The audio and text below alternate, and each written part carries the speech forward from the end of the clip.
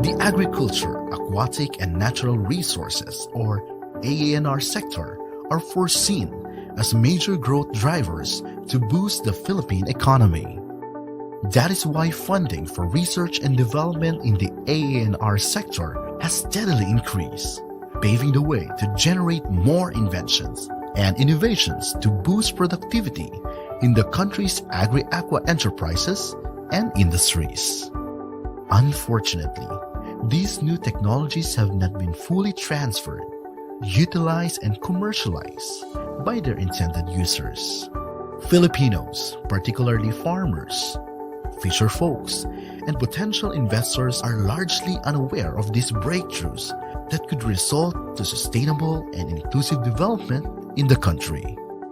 Strengthening partnership with the private sector as well as intellectual property protection and better coordination among concerned and allied agencies are also considered as important factors in achieving exponential growth in the AANR sector.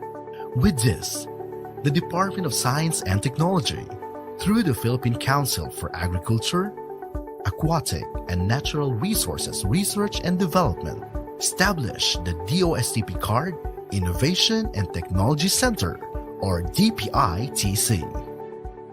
DPITC serves as a platform for technology transfer and commercialization. It is a one-stop shop convergence hub for investors and technology users in the AANR sector in the Philippines.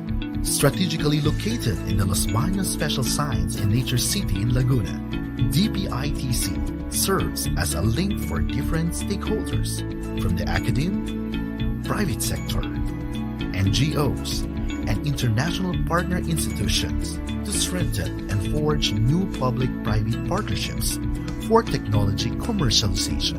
DPITC's main thrust is to enhance the transfer and commercialization of AANR technologies. It has 4 service hubs.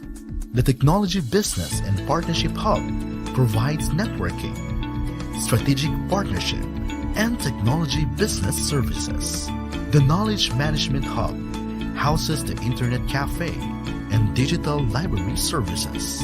The Science and Technology Promotion Hub showcases the technologies and innovations generated by R&D projects in the AANR sector.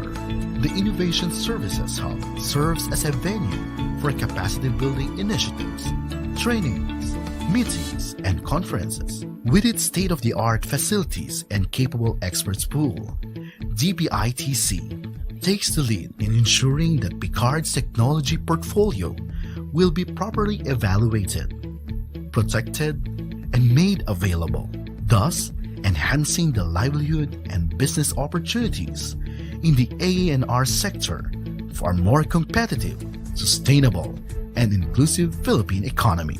Here at DPITC, we determine and assess the commercial potential of technologies for the AANR sector. We protect intellectual properties of R&D technologies. We increase client awareness through our knowledge management system, e-library, and strategic communication.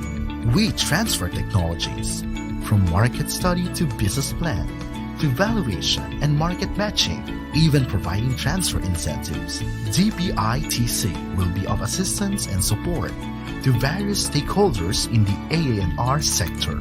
And we capacitate stakeholders by conducting training and strengthening partnerships with different institutions, both in the public and private sectors, as well as international organizations. This is what we do in DPITC. We develop, we protect, we inform, we transfer, we facilitate commercialization. DPITC, bridging inventions to innovations.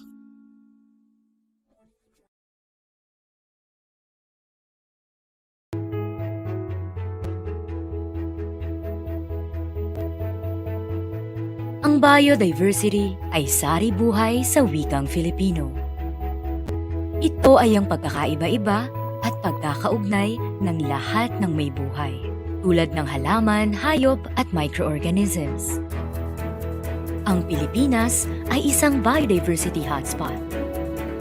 Mayaman ang ating bansa sa biodiversity o sari buhay, ngunit mataas ang panganib ng pagkasira nito. Kabilang ang bansa sa top global conservation priority areas dahil halos 700 species ay nasa endangered status na. Isa ang bansa sa lumagda sa Convention on Biological Diversity o CBD.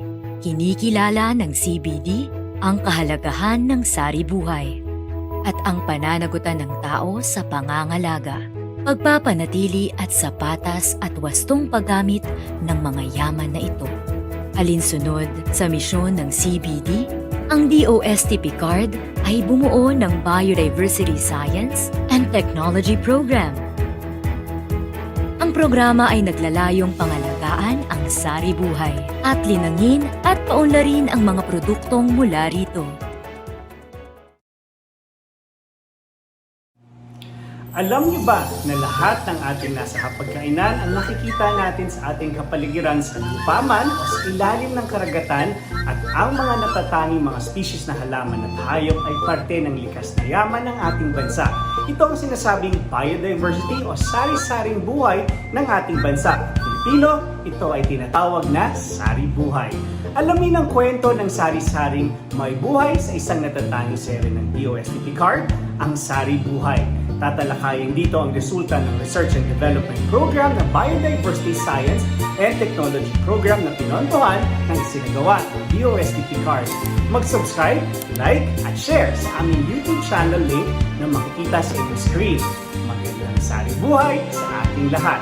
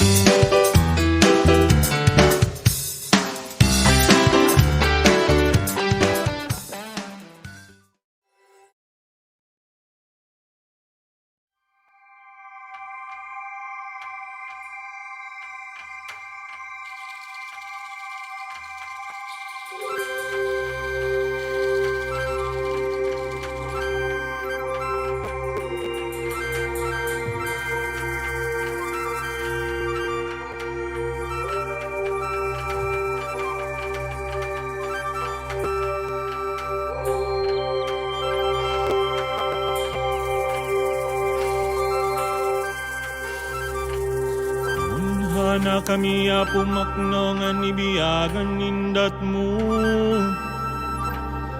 Idatanda kami bikan mangat na pinghud mo. Dawat mininggob hino aya tuboblemi. He ay makiwada-wada kida kami.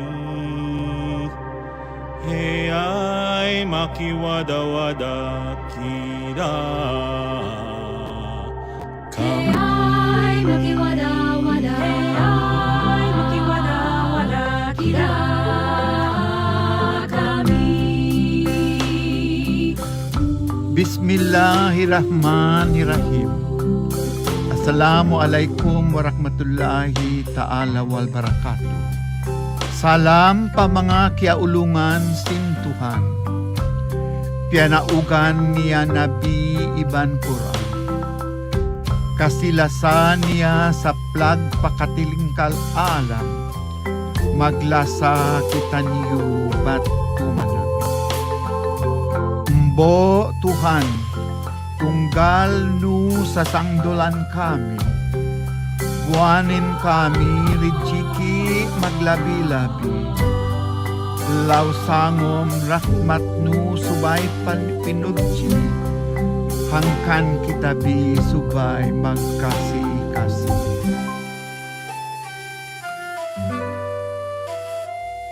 Sa ngalan Pangurungan, pangutuyong Espiritong kalatagnon.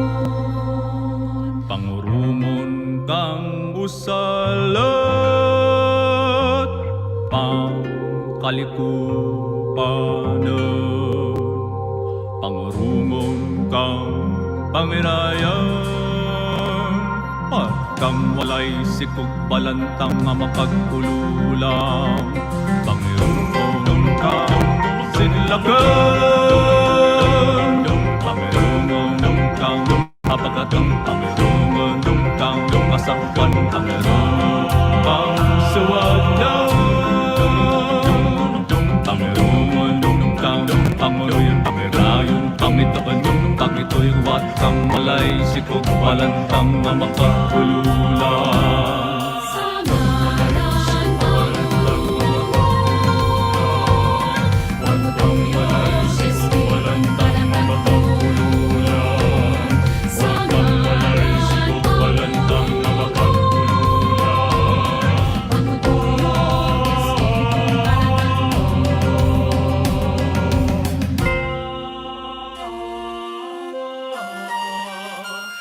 Panginoon, dinggin mo kami. O Diyos na mapagpala, hiling namin ang pagpapalaganap ng kaalaman sa bawat nilalang. Panginoon, dinggin mo kami.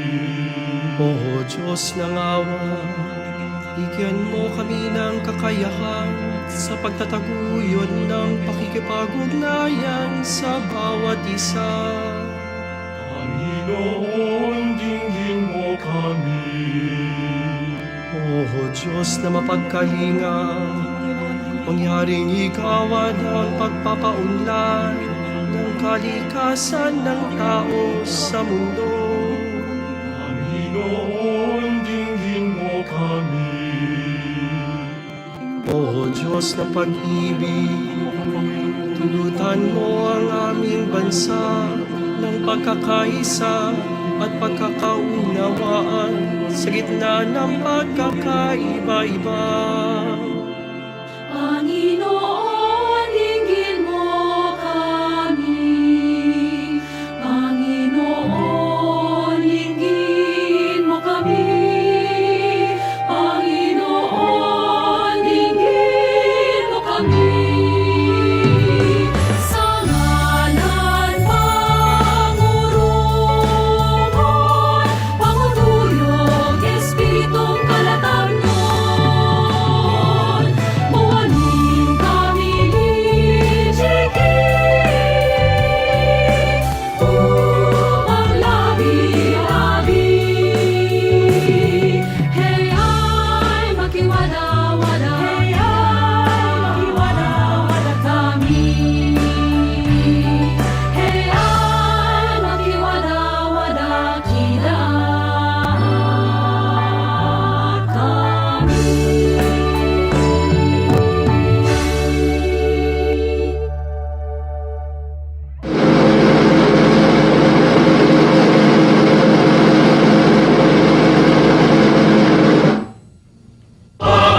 Magiging pelas kasinatanan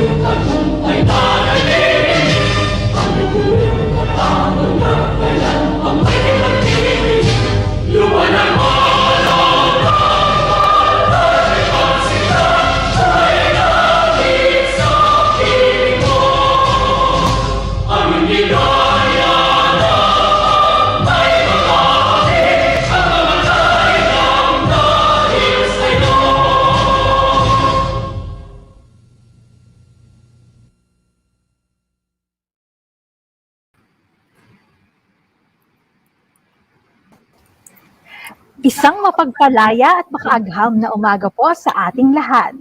Sa ating Department of Science and Technology Secretary, Fortunato de la Peña, DOST Undersecretary Rowena Cristina Guevara, Picard Executive Director Dr. Reynaldo V. Ebora, Director of the UPLB Museum of Natural History, Dr. Marian De Leon, at sa lahat po ng ating mga manonood at tagapakinig na mga estudyante, media partners, mga kasamahan sa lokal na kagawaran ng ahensya ng Pilipinas, at sa lahat po ng mga Pilipino saan man dako sa mundo. Ikinagagalak na ihatid sa inyo ng DOST Picard ang scientificong conference na pinamagatang Jose Rizal, the Naturalist, honoring and remembering him at 125. Ako po si Patricia Legaspi mula sa Applied Communication Division, ang magsisilbing tagapagpadaloy ng programa ngayong umaga. Ako naman po si John Benrich Zuniga mula sa Forestry and Environment Research Division, ang aalalay at magsisilbing tagapamagitan ng talakayan mamaya sa ating programa. Ang conference na ito ay isinakatuparan bilang pagkilala sa ating dakila at pambansang bayani, si Gat Jose Rizal. Alinsunod ito sa ika-125 taong anibersaryo ng paggunita ng kanyang kabayanihan noong Disyembre 30, 1896. Kaya naman Pat, maaari mo bang bigyan ng ating mga manonood ng taglit na konteksto ng mga magaganap ngayong umaga?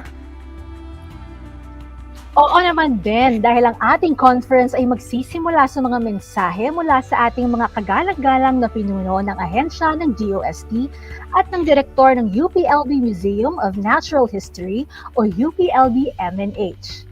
Susundan naman ito ng mga inihandang paksain ng ating mga inimbitahang mga tagapagsalita na sina Dr. Juan Carlos T. Gonzalez at Dr. Ireneo Lit Jr. na kapwa-eksperto mula sa Universidad ng Philippines Los Baños. Ang ating programa sa umagang ito ay nais magbahagi ng mga impormasyon ukol sa ating pambansang bayani na madalas lingid sa ating kaalaman. Kung noong nakaraang Disyembre ating natunghayan ang kontribusyon ni Gat Jose Rizal sa larangan ng agrikultura, atin naman pong pag-uusapan ngayong umaga ang kanyang mga mahahalagang ambag sa disiplina ng natural sciences. Tatalakayin natin ang mga naging pundasyon ng kanyang pagiging naturalista, mga pagtuklas na kanyang inagawa noong siya ay nasa dapitan, at ang ilan sa mga uri ng hayop o species na ipinangalan sa kanya. Mukhang kaabang-abang ang mga paksa ng ating scientific conference. Bilang isang wildlife biologist, mas lalo akong nasabik na tunghayan ang kontribusyon ni Rizal, hindi lang bilang isang bayani, kundi pati sa aspeto ng pagiging isang naturalist. Hindi lamang yan, Ben, dahil sa gitna ng talakayan ay mamamahagi tayo ng mga papremyo para sa mga makakasagot sa ating mga katanungan na hango sa bawat presentasyon. Kaya mahalagang nakikinig at nakasubaybay ang lahat sa buong programa. Naku Pat, mas lalong naging kaabang-abang ating umaga. Natuto ka na, may tsansa ka pang manalo ng kapanapanabik na premyo. Kaya naman, wag na nating patagalin pa. Simulan na natin ang ating programa sa pamamagitan ng pambungad na pananalita na ibabahagi ng Picard Executive Director, walang iba kundi si Dr. Reynaldo V. Ebora. Pagsalubungan natin si Dr. Ray ng virtual na palakpakan.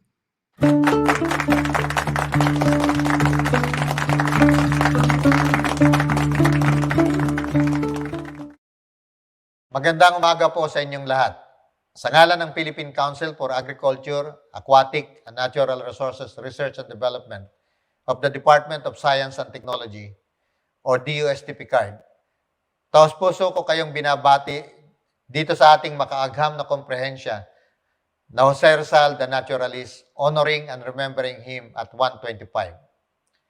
Nais ko ring batiin sina DOST Secretary Fortunato de la Peña, Undersecretary for Research and Development, Dr. Rowena Cristina Guevara, at ang ating mga panauhing tagapagsalita na sina Dr. Juan Carlos Gonzalez at Dr. Ireneo Lit Jr. mula sa UPLB Museum of Natural History. Nais ko ring pasalamatan ang suporta ni Dr. Marian De Leon, Direktor ng UPLB-MNH, at siyempre ang ating mga manonood ngayong araw. Noong nakaraang Disyembre, tinalakay natin sa naunang webinar si Gat Jose Rizal bilang isang agriculturist. upang gunatain ang anibersaryo ng kanyang pagkamatay sa Bagong Bayan noong 1896. Ngayon naman, tatalakayin natin ang kanyang buhay at mga kontribusyon sa larangan ng biodiversity o sari-buhay bilang isang naturalist. Upang mas maipaliwanag ito, nag-imbita kami ng dalawang eksperto mula sa University of the Philippines Los Baños, Museum of Natural History.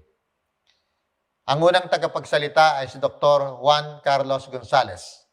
Tatalakayin niya ang topic na pinamagatang Foundations of Jose Rizal as a Naturalist. Kasama dito ang mga uri ng vertebrates na nadiscover ni Jose Rizal nung siya ay nasa dapitan. Samantala, ang pangalawang tagapagsalita na si Dr. Ireneo Lit Jr. ang tatalakay sa mga uri ng invertebrates na nadiscover ni Rizal noong siya ay nasa dapitan. Kasama rin dito ang iba pang species na pinangalan sa kanya bilang pagbibigay pugay at karangalan. Sa huling bahagi ng talakayan ay malalaman natin kung paano na-impluwensyahan ng pag-aaral at pagsusuri ni Dr. Jose Rizal ang ating mga mananaliksik ngayon sa larangan ng biodiversity o sari-buhay. Makikita din natin na talagang importante ang pag-aaral at pagtuklas ng mga bagong species ng insekto, halaman at hayop hanggang sa ngayon. Sana ay aktibo tayong makilahok sa talakayan at naway may bago tayong matutunan tungkol sa ating pambansang bayani. Sana ay maiparating din ng makaagham na komprehensyang ito ang kahalagahan ng pagiging makabayan at mapag-alab ang ating damdamin bilang mga Pilipino. Muli, sa ngalan ng DOST Picard, nais kong batiin at pasalamatan lahat ng tagapagsalita at manonood sa araw na ito. Magandang umaga po sa ating lahat.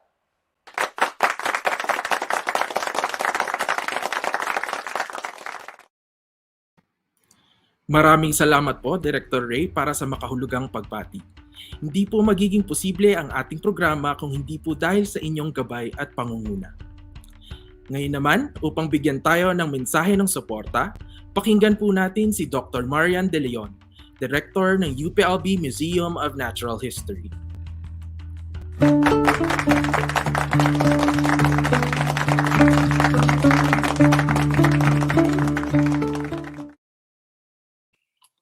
Isang makasaysayan at makakalikasang araw sa ating lahat. Isang pagpupugay sa ating mga tagapagtaguyod ng agham at teknolohiya sa bansa na pinangungunahan ng ating kalihim ng kagawaran ng agham at teknolohiya, Engineer Fortunato de la Peña. Katuwang na kalihim, Dr. Rowena Guevara. Unong tagapagpaganap ng PICARD, Dr. Reynaldo Ebora. Pangalawang tagapagpaganap, Dr. Feliciano Calora, mga tagapagpaganap at kawani ng iba't ibang konseho ng kagawaran ng agham at teknolohiya, mga kasama sa UPLB Museum of Natural History, mga kapwa mananaliksik, mga guro, at mag-aaral.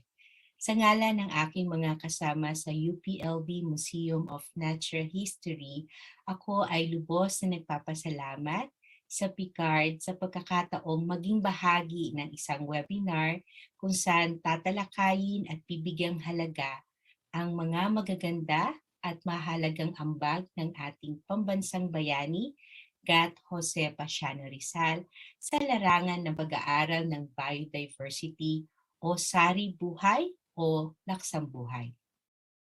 Ang UPLB-MNH ay nakikiisa sa pambansang pagdiriwang at pagkilala sa ating pambansang bayani sa naging ambag nito bilang isang naturalist at ang pagbibigay patunay na ang kanyang pagiging naturalists at pagkahilig sa mga hayop, halaman at mga insekto ay likas sa ating bayani mula pa sa kanyang pagkabata. Ang kanyang pagmamahal sa mga ito ay mapabasa din natin sa kanyang mga sinulat o akda. Sa pamamagitan ng ating mga eksperto, kasalukuyang curator at dating direktor ng UPLB-MNH na sina Dr. Ireneo L. Lit Jr. at Dr. Juan Carlos T. Gonzalez, Gayon din sa tulong na ibinigay ng ating mga kasamang si Ginoong Jeremy Carlo Binaredo at Ginang Michelle A. San Pascual sa pangangalap ng mahalagang datos patungkol sa ating bayani, lubos nating makikilala at hahangaan sa kanyang galing at sa mahalagang ambag niya sa pagkilala sa iba't ibang hayop, halaman, at mga insekto o kulisap. Gayon din ang mga ipinangalan sa kanya ng mga mananaliksik, taxonomist at naturalist ng ating bansa at ng buong mundo. Hangad ko na sa pamamagitan ng webinar na ito ay marami tayong matutunan, lalo na ang ating mga kabataan, at mahalin na tayo sa ganda ng ating bansa at ng mga nabubuhay dito. Maging inspirasyon nawa ang mga naiambag ng ating bayani sa pagtataguyod at pag-aaral ng ating saribuhay at maging bahagi ng mga susunod na mga mananaliksik na mag-aaral ng laksang buhay at maging kaagapay sa pangangalaga at pagpapahalaga sa ating kasaysayan at kalikasan. Muli, isang magandang umaga sa ating lahat.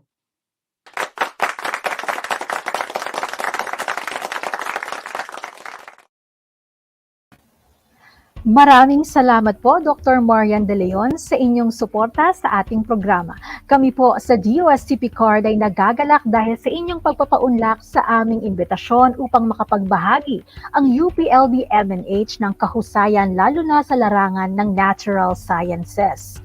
Mula naman sa isang mensahe ng pagsuporta, dumako naman po tayo sa isa pang mahalagang mensahe mula naman sa DOST Undersecretary for Research and Development, Dr. Rowena Cristina Guevara. Bigyan po natin si Yusek Kev ng masiglang virtual na palakpakan.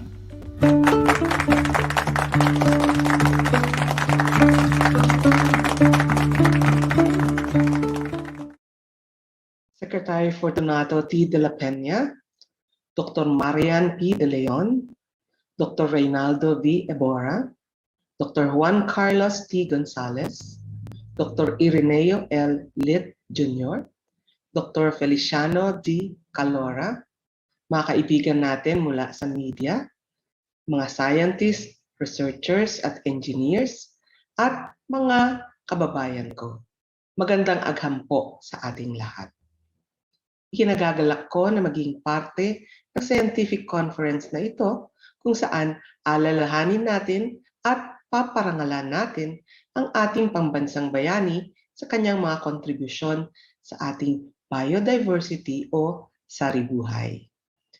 Lalo na dahil ang pagkonserba ng saribuhay ay isa sa mga malaking programa na pinopondohan ng Department of Science and Technology o DOST. Ang programang ito ay ang Biodiversity SNT Program. Ang Pilipinas ay tinuturing na isa sa mga mega biodiverse na bansa sa buong mundo. Ito ay dahil matatagpuan sa ating bansa ang napakaraming globally important species ng mga halaman, hayop at microorganisms. Sa katunayan, pinansagan ang Pilipinas bilang Center of Marine Biodiversity in the world. Kaya naman, mahalaga ang paglulunsad ng Biodiversity SNT Program na kasalukuyang pinapangasiwaan ng DOST Picard. Layo nito na konserbahin ang saribuhay at isa sa paraan na isinasagawa ay ang pagbabahagi ng impormasyon ukol sa sustainable use o likas kayang paggamit ng saribuhay at mga kaalaman, produkto at teknolohiyang mula dito. Ang unang mga inisyatibo ni Gat Jose Rizal sa pagtukoy at pagkonserba ng saribuhay ay tunay na mahalaga dahil ipinakita niya na ang kanyang likas na pagnanais na maitala at pahalagahan ang ating likas yaman.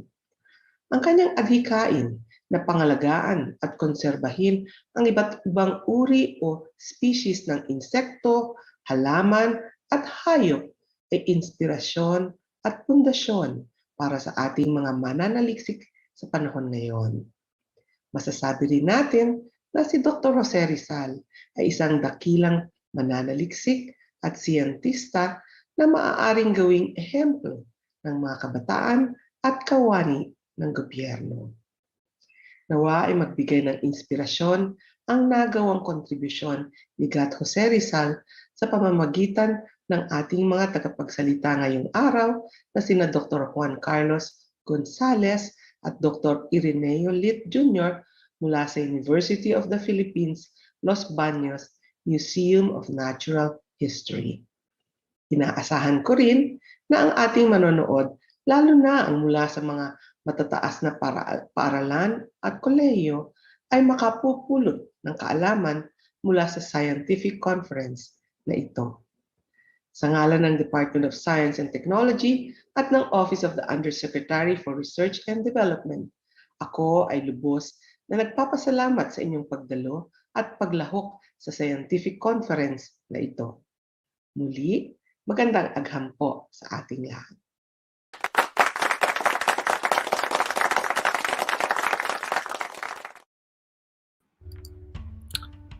Salamat po, Yusek Kev, sa inyong walang sawang suporta sa aming mga programa tulad ng conference na ito. Gaya po ng kanyang nabanggit, mahalaga ang ating programa bilang pagtugon sa pagpapaunlad ng biodiversity S&T program ng DOST, lalong-lalo na sa aspeto ng pagpapalaganap ng mga resulta ng pag-aaral o research. Sa puntong ito naman ay tunghayan natin ang huling mensahe ng suporta mula sa ama ng DOST, walang iba kundi si Secretary Fortunato T. de la Peña. Pagsalubungan natin si Secboy ng Heart React.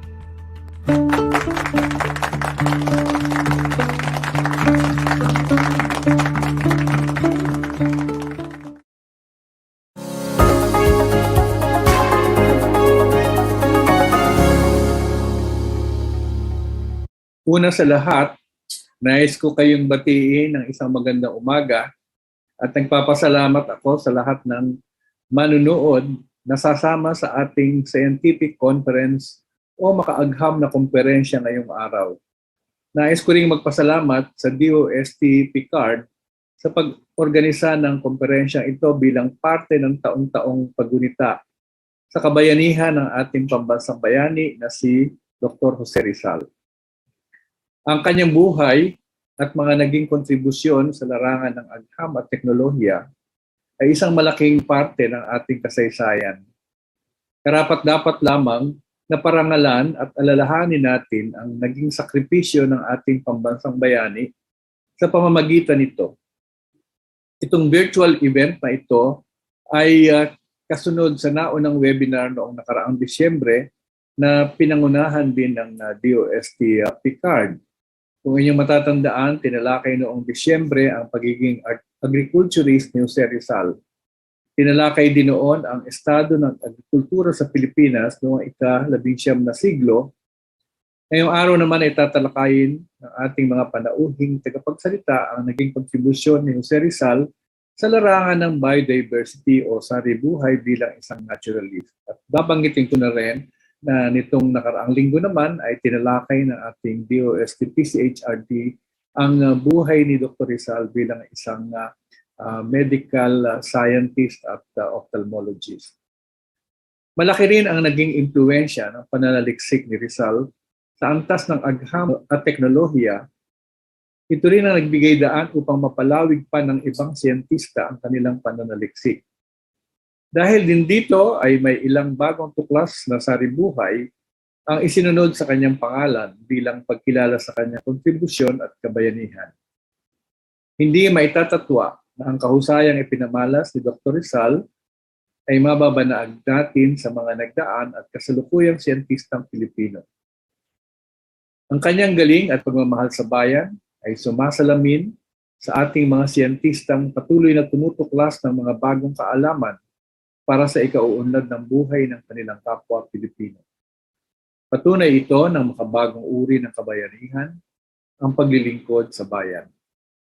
Nawa, ang komperensya na ito tungkol sa pagbabalik tanaw ng kahusayan ng ating pambansang bayani ay hindi lamang makapagpalawak ng ating kamalayan, bagkus ay maging inspirasyon din upang magsikap na maging mahusay sa anumang larangan na ating tatahakin. Muli, sa ngalan ng Department of Science and Technology, ako ay nagpapasalamat sa lahat ng mga kalahok at nag-organisa ng komperensyang pang-agham na ito. Magandang umaga sa ating lahat.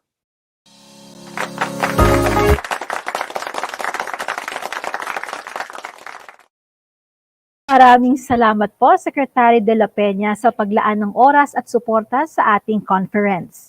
Napakaganda po ng inyong mensahe para sa ating mga siyentistang Pilipino, pati na rin sa lahat ng mga tagapanood na magiging susunod na tagapagtaguyod ng agham at teknolohiya para sa kalikasan at ating kasaysayan, na ang paglilingkod sa bayan ang makabagong uri ng kabayanihan. Mabuhay po kayo.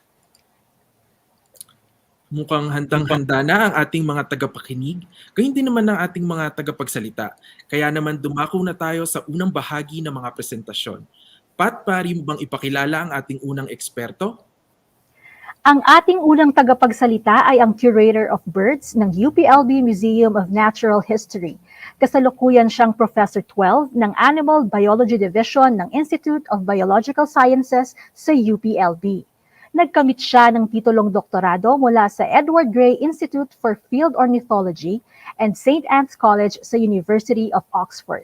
Salubungin natin ng virtual na palakpakan si Dr. Juan Carlos T. Gonzalez.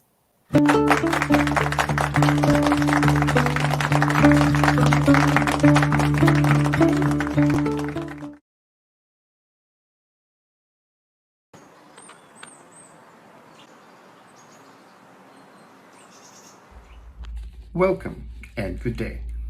On behalf of the team from the UPLB Museum of Natural History, we are indeed thankful to the Department of Science and Technology and the Philippine Council for Agriculture, Aquatic, and Natural Resources Research and Development for this very historic opportunity to honor and remember our national hero, Dr. Jose Rizal, on his 125th anniversary. Today, we commemorate the contributions of Dr. Jose Rizal as the Filipino scientist, in particular as a Filipino naturalist, delivered in two parts. As speaker for part one, the coverage for the first part of this talk is also divided into topical sections. First, I will discuss the foundations leading to the recognition of Rizal as a naturalist and a Filipino scientist. His skills and interests were definitely influenced by his childhood environment, his schooling, his foreign travels, and his international connections. Secondly, I will discuss the invaluable contributions of Dr. Jose Rizal during his exile in Tabitan in Mindanao Island, and being a naturalist in practice, with particular focus on his contributions to herpetology and malacology. Jose Rizal Portasio Mercado y Alonso Rialon was born on June 19, 1861, in Calamba, La Laguna. Pepe, as is fondly called by his family, was destined for greatness. His extensive academic abilities, admired worldwide, was modeled by an equally nurturing and challenging environment, family relations, and education. Hence, building the foundations for many of his contributions across multiple fields, from literature to medicine. The Rizal Shrine and Museum now faces the main plaza of Calamba and is immediately adjacent to the cathedral, represents a replica of Pepe's ancestral house. Pepe's childhood in Calamba was influenced by his curiosity and empathy for nature and the natural landscape he was exposed to at an early age. In the 1870s, La Municipio de Calamba was a small rural town nestled between idyllic Laguna de Bay, which is Luzon's largest freshwater lake, and by the majestic El Monte Makiling, a dormant volcano which is situated 45 kilometers from the active Bombon, which is now called Taal Volcano. Vintage photos of Calamba and Los Baños, circa 1900 and 1920, provides us with its snapshots of the environment where Rizal grew up, just prior to extensive infrastructure development during the American colonial period. The Mercado y Alonso residence was once surrounded by orchards and farmlands, a pathway to explore nature for little Pepe, which is a far cry from the current metropolitan city, now surrounded by expansive urban landscapes encroaching on both the lake and the mountain. Pepe was known to explore the foothills and slopes of Mount Makiling on horseback, accompanied by his dog, Usman, sometimes hiking up the mountain, building his curiosity for nature by appreciating birds and insects. In 1864, Pepe was known to have observed birds frequenting the fruit trees and gardens around their home, often viewed from the window of their two-story Spanish colonial house or from under the shade of the small nipa hut. Several birds were notable: the maricapra, kulyawan, martini, maya, kulao, kalapati, and different kinds of pipit. Pipit or pitpit is a local Tagalog name used to refer to small birds such as sunbirds and flower peckers, such as the olive-bath sunbird or pipit puso, Senyerus jugularis. A painting of Philippine birds entitled Pájaros by Jose Honorato Lozano featured the pipit silvestre or lowland white-eye, Zosteros mayani, and the pipit de siete colores or purple-throated sunbird, Leptocomas sperata. Following the local names mentioned and translated from Wolf 1938, Birds of Central Luzon, the name Maricapa refers to the endemic Philippine pied fantail, Rhipidura nigritorquis, an active garden bird with a melodious song, and opens up its fan-shaped tail like that of an abanico as part of its display behavior. The kulyawan or kilyawan refers to the widely occurring black-naped oriole, Oriolus chinensis. This bright yellow and black resident bird is quite conspicuous and has a recognizable whistling call. A childhood garden bird list may qualify Pepe as among the earliest Filipino birdwatchers. Maya, or Miha, refers to several indigenous finches, and according to Wolf 1938, the local name Maya actually refers to the Philippine weaver, or chestnut munya, which was once elected as the national bird. Jose Honorato Lozano included the Maya paquing, or scaly-breasted munya, Lungcura punctulata, in his illustration of Philippine birds named pájaros. Note that the Maya mentioned here does not include the Eurasian tree sparrow that now inhabits most rural towns and cities in the Philippines, hence the name Mayang Simbahan. Not to be confused with Mayang Bato or the white-bellied munya, Lungcura ducugastra. Tree sparrows, pasermontanos, were originally called by locals as gorrion, taken from its Spanish name, gorrion. It was reported to have been introduced to the country in early 1900s by European colonialists to help combat homesickness. Whereas martini, or more commonly known as martinez, refers to the crested myna, Aquidotherus cristatellus, which was observed by Rizal at Calamba in 1864. Note that the crested myna was introduced from China for control of migratory locusts by Governor Juan Martinez in 1849, established mainly in Luzon Island. Both the non-native tree sparrow and crested myna have only been introduced to the Philippines in the 1900s, and was known to be restricted to Manila, but slowly spread widely into the other islands. Craig in 1918 mentioned a mystery bird called kulay or kulao in Rizal's 1884 bird list, from which kulay translates as shelter in Spanish, and kulo translates to bum or bottom. It is unlikely that this mystery bird refers to the endemic calao or kalyao, such as the northern rufous hornbill Bucerus hydrocorax. Historically, it occurs on Mount Makilin's dense forests, later extirpated in 1970s, but not known to occur in the gardens of rural Plaza de Calamba. It may possibly refer to the bird known as kuhao, which is the Asian coel, Eudynamys colopacea, that can occur near houses in the 19th century Calamba. It may also refer to the kukal or kulukulo, such as the Philippine kukal, Centropus viridis, which may inhabit woodland gardens. However, kukals are more commonly called sabukot in Tagalog, due to their unruly frayed feathers. Kulukulo may also refer to the Philippine kukudove, Macropigia tenuirostris, which is a near-endemic pigeon that can inhabit orchards and gardens. Pepe was said to be fond of the mabolo, the velvety fruit of the endemic ebony tree, locally known as camagong, Jaspyrus blancoi or Jaspyrus philippinensis, a kind of Philippine persimmon. Recent taxonomy now regards both species, among others, that are locally mabolo, to be a junior synonym of the more widespread velvet apple, Jaspyrus discolor.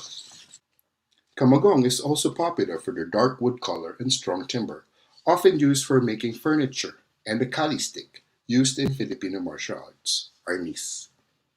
An account of Rizal's Dietary Preference by Tan in 2021 enumerates some of his favorite Filipino dishes, which he almost mentions in his novel Noli Me Tangere.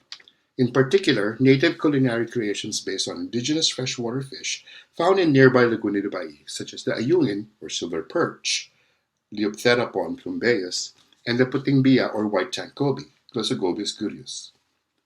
His fondness and empathy for wildlife led to the notion that Rizal avoided meat in his diet, apart from fish, thus possibly a pescatarian.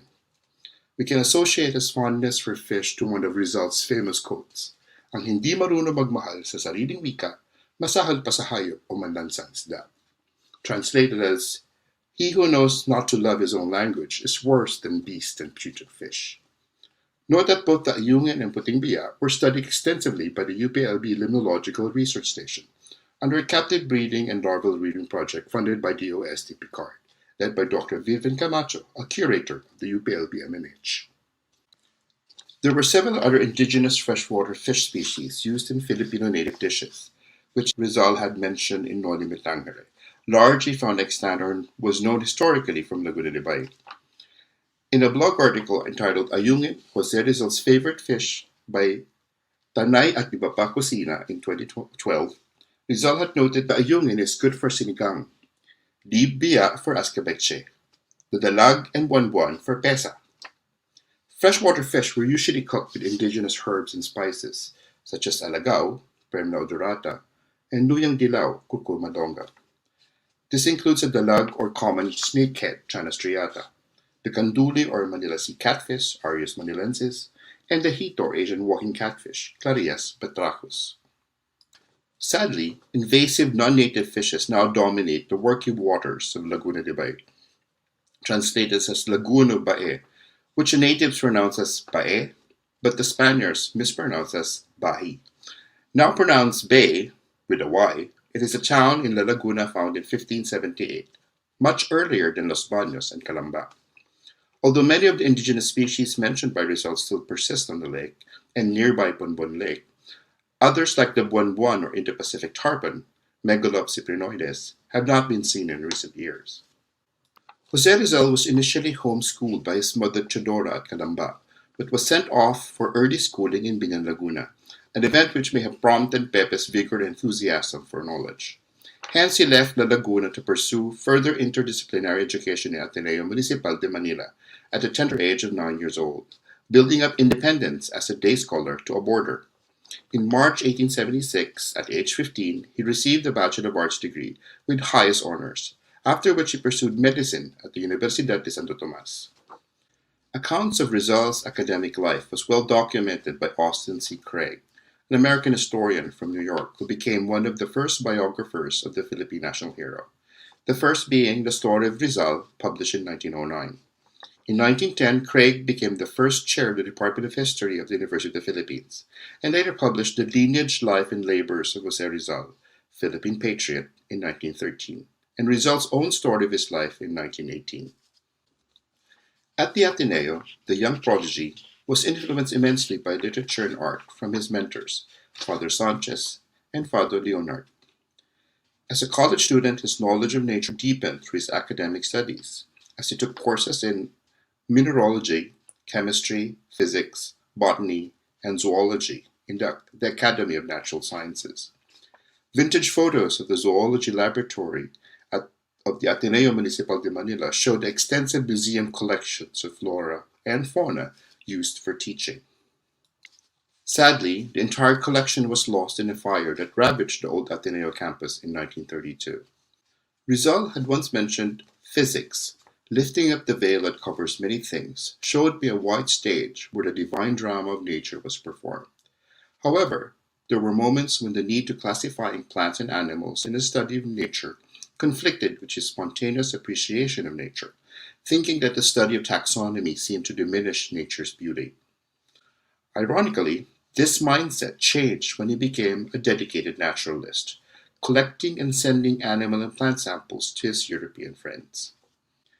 In June 1877, at age 16, Rizal pursued university studies in philosophy and medicine at the Universidad de Santo Tomas, from which natural sciences forms the foundation for medical sciences. Reverend Father Caso de Herrera was Rizal's tutor in natural sciences, as did Antonio Luna. He was known to have amassed and catalogued the extensive collections of flora and fauna which now forms the university's Museo de Historia Naturalis, the first natural history museum in the Philippines. However, in May 1882, Rizal secretly left Manila with the passport of a cousin and money furnished by his brother Pasiano. He took a French steamer from Singapore bound for Marseilles, France, and entered Spain at Porto in Catalonia by railroad. Although the current UST museums still hold and exhibit most of these heritage collections, a large portion are still kept in storage. It includes specimens of species no longer found in the Philippines, either went extinct or became locally extirpated. Notably, the tipol or Luzon-Saris crane, Grus antigone luzonica, which was the tallest bird in the Philippines, and the spot-billed pelican, Pelicanus philippensis, which was named after the Philippines and yet none no longer persist. Specimens collected by De Herrera are now on loan and on exhibit at the new Philippine National Museum of Natural History. A vintage photo of the original museum exhibit clearly shows the diversity of specimens used by UST for teaching the natural sciences. De Herrera's Catálogo Sistemático de Toda la Fauna de Filipinas is an impressive catalog of zoological collections, which listed specimens of the abukay, or Philippine cockatoo, Cacatua hematuropigia, from Calamba, Laguna, a rare parrot which have long since disappeared from Rizal's hometown. Further studies in Spain allowed Rizal to visit other European countries, and have been known to frequent museums and zoological and botanical gardens. A collection of animal drawings shown here were taken from his travels in Germany and France, and en route to other destinations, being a Filipino world traveler, of which clearly illustrates his continued appreciation of nature.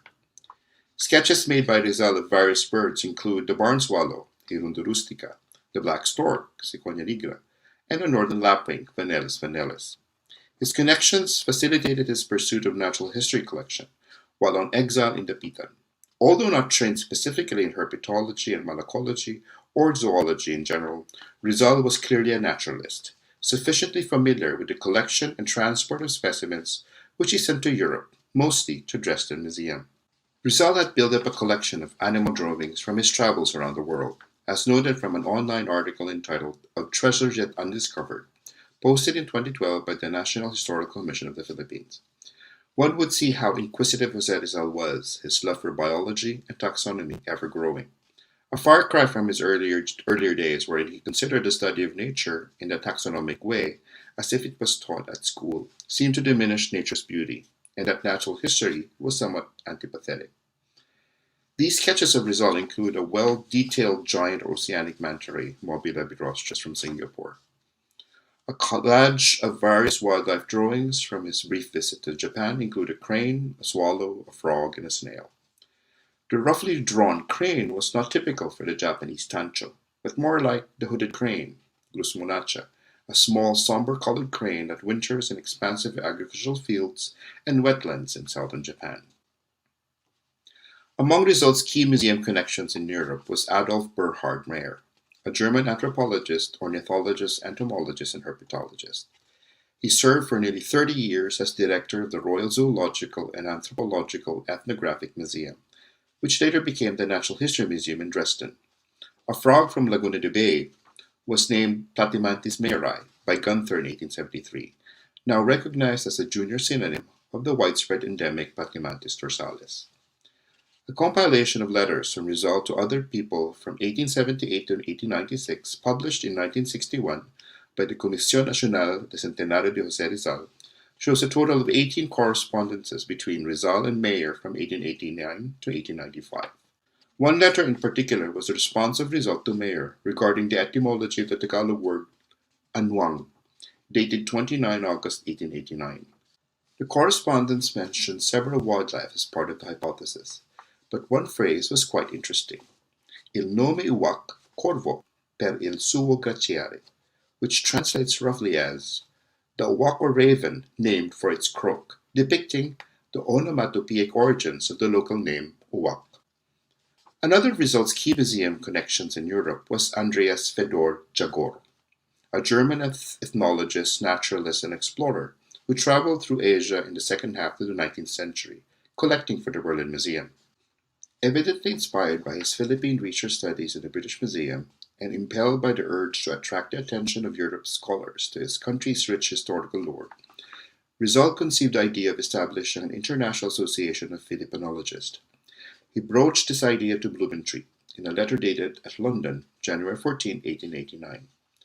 With an enclosed prospectus written by him, among the renowned scholars invited by Rizal to become members of the association were doctors Adolf Mayer and Fyodor Jagor.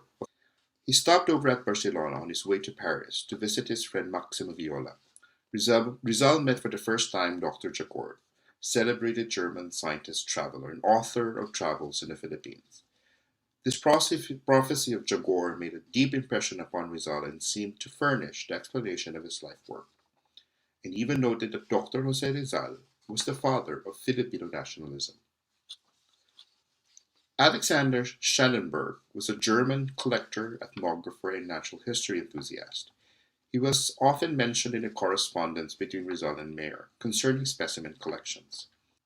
In partnership with Reinhold Bowie, they took over Botica Bowie from Otto Zeigert and Pablo Sartorius and put up Bowie and Schellenberg German dispensary in Escolta, Manila, which furnished materials and spirits to naturalists and collectors.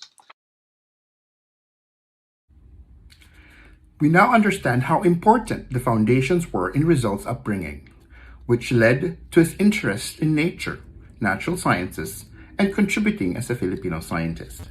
Indeed, the skills and interests gained during his childhood, his time spent at school, and surrounded by amazing natural history collections, as well as the time spent traveling abroad and building up his international collaborations.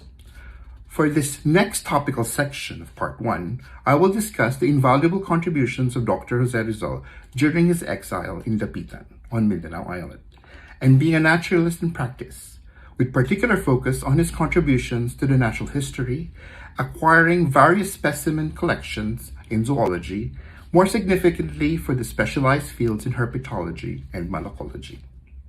In addition, we take note of natural history as it also influences greatly his works in art, from visual arts such as sculpture and drawings to literary works. As an accomplished naturalist, Rizal sent his specimens collected from Dapitan to Germany, as noted in his letter to Mayer dated 24 October 1893, which reads, "Through the kindness of Dr. Schellenberg, I had the pleasure to send to you a little collection of reptiles, crustaceans, coleoptera, etc., that you will find named on the label of the jars." The letter continues with, "I had a larger collection. I had a tortoise, birds, etc., but lack of suitable containers. They were eaten by rats. The expense of this remittance is more or less 12 pesos, and on account of the difficulty here of obtaining alcohol in jars. I have written to Dr. Schellenberg asking him for alcohol in jars, for they certainly cost less at Manila, and in that way the cost of remittance would be very cheap. I should like to know if you want the skeletons of the mammals mounted or joined." Based on this correspondence, Rizal collected a wide variety of specimens from mammals to seashells, and have exceptional knowledge of the proper preservation protocol, from pickling in alcohol to taxidermy and skeleton mounts. J.B. Bantuk, in 1961, from his paper Rizal and the Progress of the Natural Sciences, mentioned that Rizal had a very extensive collection, apart from those sent to Ateneo Museum. 45 were sent to Dresden in addition to mammals, birds, fishes, and crustaceans. Jose Fadul mentioned in his book Rizal's Conchology that a letter sent to Mayer dated 26 October 1894 indicated a list of 102 specimens of seashells representing 25 species. Although much of the nomenclature has changed, or some placed under synonymy, Fadul emphasized on Rizal's ability to identify and classify the shells in Mindanao before sending them to Dr. Mayer, a significant feat beyond shell collecting. Jose Rizal illustrated marine fishes caught by fisherfolk along the coast of Dapitan. His 18 drawings show skill for scientific illustration and the knowledge of vertebrate anatomy, given the correct proportions and fin placements. He added field notes on his drawings, indicating coloration and distinctive features that confirms his training as a naturalist. Notable were his sketches of the talakitok or trevally, Carangoides species, orange-line triggerfish, Palistapus undulatus, kitang or spotted catfish, Scatophilus argus, longfin batfish, Platax teria, and the red emperor snapper, Lujantus sebae. Various literature had mentioned that Rizal had sent 145 specimens of vertebrates and invertebrates to Germany. It does not take into account specimens that were lost during transit when the ships were impacted by storms, and specimens poorly preserved or damaged by rats. Tallying together what was listed from letters, about 45 reptiles, 4 amphibians, 9 mammals, 13 birds, 9 fishes, 68 crustaceans and invertebrates, together with some 349 shells in his Dapitan collection.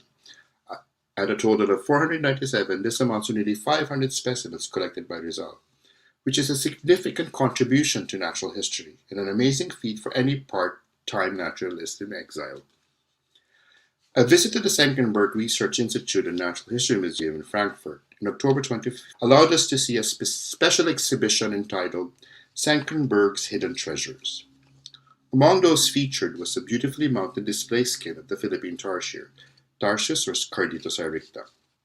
And to our astonishment, it was a specimen collected by Dr. Rizal from Mindanao, acquired by the museum in 1896. Although it was not indicated that Rizal had done the taxidermy himself, correspondence with Mayer did mention that Rizal had the skill in preparing and mounting specimens for museums. Some 45 reptiles were known to have been collected by Dr. Rizal from Dapitan, Mindanao Island, as noted from the list labels in a correspondence between Rizal and Dresden Museum. One label mentions an iguane or hao, which may refer to the Philippine sailbone lizard, Hydrosaurus postulatus. There is one petit lacertus or kalasagan, which may refer to a small monitor lizard, of which Mindanao has 2. This list mentions one colivere or ataibia, the former being a French name for venomous snakes, and the latter is a local name for cobra, and there are 2 species from Mindanao. Another label mentions boa or sawa, definitely referring to the reticulated python, Malayo-python reticulatus.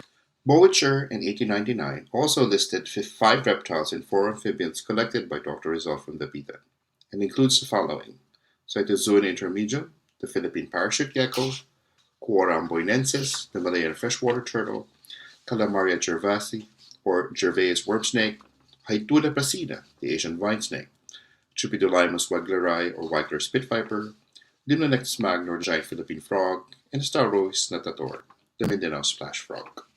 During his exile in Dapitan from 1892 to 1896, he collected different specimens of assorted animals and sent them to Dresden Museum, including a flying dragon, which in turn was named after him, called Draco Rizali.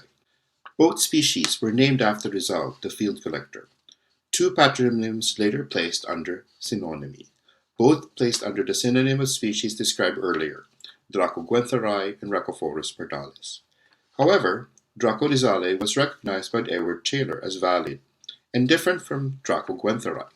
Later studies by McGuire, incorporating extensive morphometric and molecular studies, confirmed Draco Rizali to be conspecific with Draco guentheri.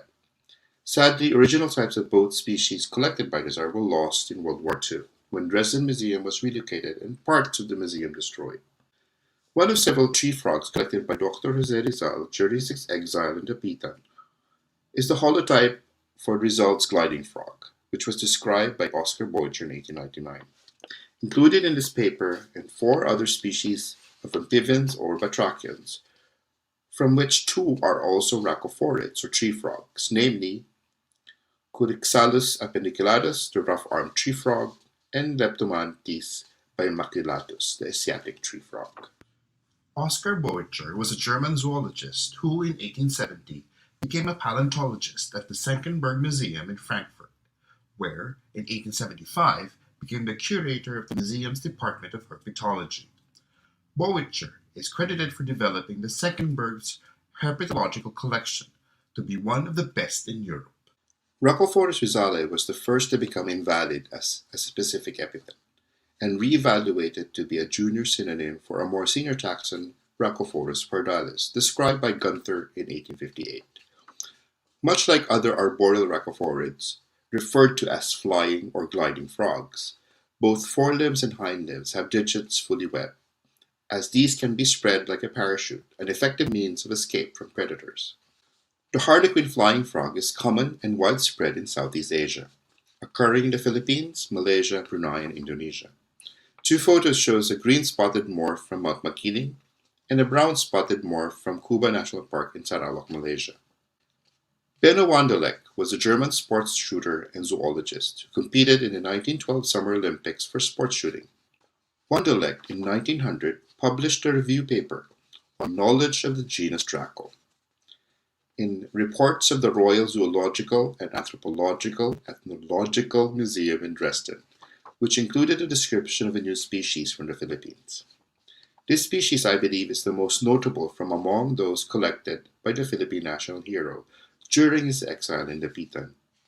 Rizal had identified it as a new type of lizard, in which he tentatively named it Draco dapitani, but a copy of the label sent to Dresden shows the name Sagitta volans.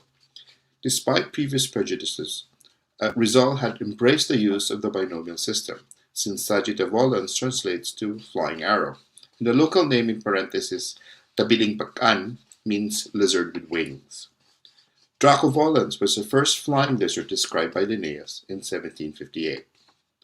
Rizal's specimens subsequently were destroyed during the bombing of Dresden in World War II, including the holotype MTD-1168.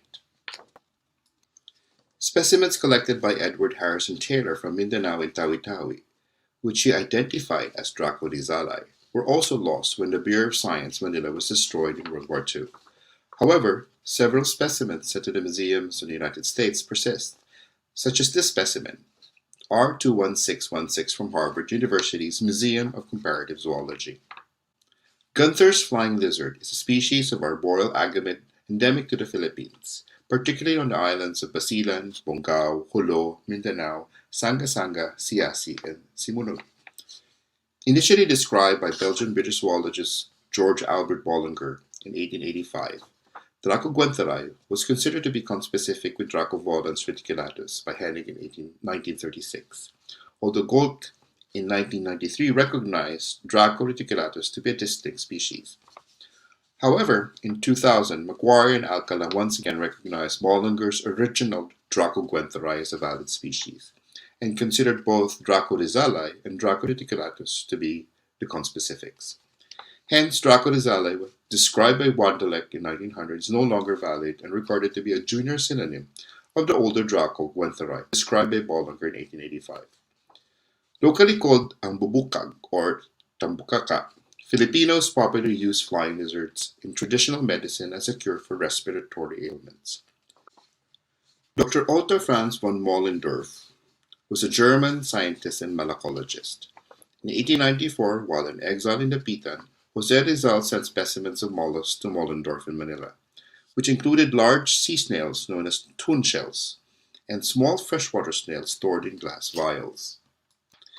These unknown diminutive snails was later named Oncomelania quadrasi by Moellendorff in 1895, in honor of Don Jose Florencio Cuadras, a Spanish malacologist who was also based in Manila at the time. The species was later re-evaluated to be a subspecies of the more widespread tropical aquatic gastropod Oncomelania hupensis, occurring in China, Taiwan, Japan, Philippines, and Sulawesi, with 11 subspecies known.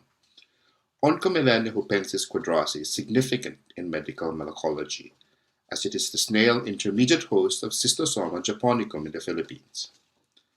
Leonardo et al. 2020 discussed the taxonomic classification, proposed origin, and geographic spread of Oncomelania hupensis, as well as the biology, control, and genetic differentiation of Oncomelania hupensis quadrasi. A photo shows size comparison of the snail to a coin and a histopathological view of schistosomiasis found at autopsy, wherein calcified eggs of Schistosoma japonicum are deposited in the colonic submucosa. Rizal's Conchology is a book published by Jose A. Fadul in 2012, enumerating an account of 25 species of mollusks collected by Dr. Jose Rizal and his students, mainly from Dapitan. This represents a small selection from the total of 349 shell specimens from about 206 species, making up Rizal's malacological collection, of which includes the following: the giant Atlantic pyram snail, Pyramidella dorubrata terebellum, the olivaceous Nasa or olive dog whelk, Nasarius olivaceus, the common distorsio or torsion snail, Distorsio anus, the checkerboard bonnet snail, Phallium areola, the thorny foss or common Pacific foss whelk, Phos centicosus, the little box dog whelk, Nasarius arcularia, the frog shell, Buffonaria nana, the black nasa or rib dog whelk, Nasarius pudus. Apart from the multitude of mollusks collected by Jose Rizal from Dapitan, a more recent species discovered from Dapitan was named in honor of Jose Rizal, which was not collected by Rizal during his exile. Conus rizala is a species of sea snail, a marine gastropod mollusk in the family Conidae, the cone snails and their allies. This marine species is endemic to the Philippines, and the size of the shell varies between 25 to 40 millimeters, with the holotype from Aliguay Island off Zamboanga Peninsula measuring 29.3 millimeters in shell height. It is one of 3 species of cone snails collected from Aliguay, an established marine sanctuary in a barangay of Dapitan City, along with Conus andemenezi and Conus mini-excelsius. All 3 were described to be separable from Conus paracelens by Biggs, Watkins, Corneli, and Oliveira in 2010, and allied to the Turiconus clade. Like all species within the genus Conus, these snails are predatory and highly venomous. They are capable of stinging humans, therefore live ones should be handled carefully or not at all. Outside the Dapitan, Conus rizala is also known from Balikasag Island of Bohol and Balut Island of southern Mindanao. He was known to use native tree species for carving his wooden sculptures, such as the endemic and now endangered Batikuling or Litsea. Among his famous art pieces is Mother's Revenge, featuring a crocodile and dog, and Jabali, a wild boar Ursus philippensis. A picture book among the first Filipino-made comics entitled The Monkey and the Turtle, which is a Philippine folktale by Jose Rizal. Mother's Revenge, one of Rizal's famous statuettes, featuring a caiman or crocodile in combat with a dog, modeled at Dapitan in 1894. Craig in 1913 accounts the story behind this artwork about some of Rizal's students who secretly went into the Dapitan town in a bangka, and tragically, a puppy which tried to follow them was eaten by a crocodile. The sculpture serves as a reminder of the schoolboy's disobedience, dramatizing the sorrow felt by the puppy's mother at the loss of her pup, and in revenge she bites back at the caiman. The dog was possibly based on Rizal's own Usman, his boyhood companion at Calamba.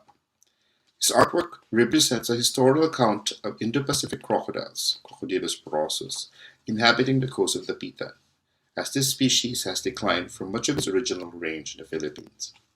Caiman is the French translation for crocodile, and a cocodrilo is depicted among the Philippine animals featured in the Carta Hydrographica y Chorographica de las Islas Filipinas.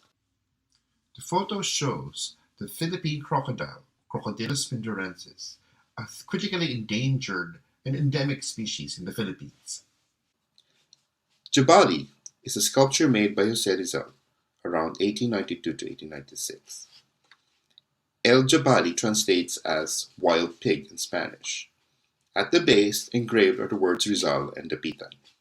It depicts a wild boar on the prowl, which is the El Crido or Veraco, and locally known as Baboy Damo. The long dorsal crest and tusk indicates it is a male, and may represent the Philippine party pig, Sus philippensis, which occurs on both Luzon and Mindanao. The sculpture is similar to that taken by famous Nat Geo photo art photographer Joel Sartore at Avilon Zoo, both of which are partners with UPLB-MNH.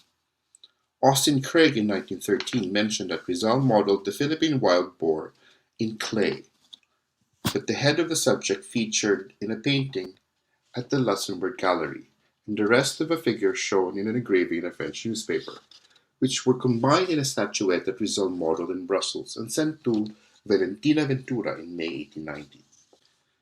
The Monkey and the Tortoise is a Philippine folktale by Jose Rizal. It was based on sketches made by Rizal in 1886. Drawn using ink in the album of Miss Juan Luna while in Paris, France. Written in Spanish, one scene, Lo cogieron y monos cacha uno la quieren para sí, translates as, they took it, and monkey caught one, they wanted it for themselves. Monos or monkey may refer to the long-tailed macaque, Macaca fascicularis. Tortuga or turtle may refer to the Malayan box turtle, Cuora amboinensis, which was collected by Rizal at Dapitan and sent to Dresden. Now I present to you a synopsis for part 1. Jose Rizal was indeed remarkable, being a well-trained naturalist, having contributed widely across the different taxonomic groups in natural history, including herpetology and malacology. His collections from Dapitan is a testament of his abilities to properly prepare specimens for museums, most notably the holotypes of Rhacophorus rizali and Draco rizali, and even a taxidermy specimen of the Philippine targe deer taken from Mindanao. Skills and interests influenced greatly by his childhood environment, his academic mentors, his international travel and world-renowned connections. His collections were given honor by taxonomists by naming them after Rizal, an honor which continues to be awarded even in recent times. However, despite his invaluable contributions to various fields in the natural sciences, Dr. Rizal is not a zoologist per se, nor was he a herpetologist or a malacologist, but rather a contributing and well-accomplished naturalist. I will end part 1 of this talk by sharing with you 2 important timelines related to Dr. Jose Rizal, namely the years 1896 and 1899. Dr. Jose Rizal died on December 30, 1896 at Bagong Bayan, Manila, now Rizal Park, through firing squad, as shown in its historical photo. That same year, Alexander Scannenberg passed away. Another national symbol is the Philippine eagle, and Pithecofaga jefferi was described by Ogilvy Grant in 1896. This majestic and large raptor was first discovered at Parana, Samar by John Whitehead, and the specific epithet jefferi is a patronym for Whitehead's father. Overlapping timelines with the death of one national symbol and the discovery of another. Another interesting timeline is 1899, the year Rhacophorus rizali was described by Oscar Bocher. It is a posthumous patronym to Dr. Jose Rizal, published 3 years after his death. In the Vobemerhum, or the preliminary remark, the translation reads as follows. The following communication gave rise to the sending of a number of Filipino creeping animals to me by the Dresden Museum, including a new Rhacophorus from Mindanao. At the suggestion of Adolf B. Mayer, and in honor of Dr. Jose Rizal, will be called this writer of Tagalog descent, who was successful in the fields of linguistic research, history, geography, and fine literature, who has not gone unnoticed as a sculptor, and who has developed and recognized activity as a doctor, especially as an ophthalmologist. Collected years during his political imprisonment in Mindanao in the fields of zoology and ethnography for the Dresden Museum. As is well known as one of the intellectual instigators of the revolution still ruling in the Philippines, he was shot dead on December 30, 1896 by the Spaniards. The future will do justice to his efforts and his work. For the second part of this talk, Dr. Ireneo L. Lit Jr. will discuss the other contributions of Jose Rizal as a naturalist.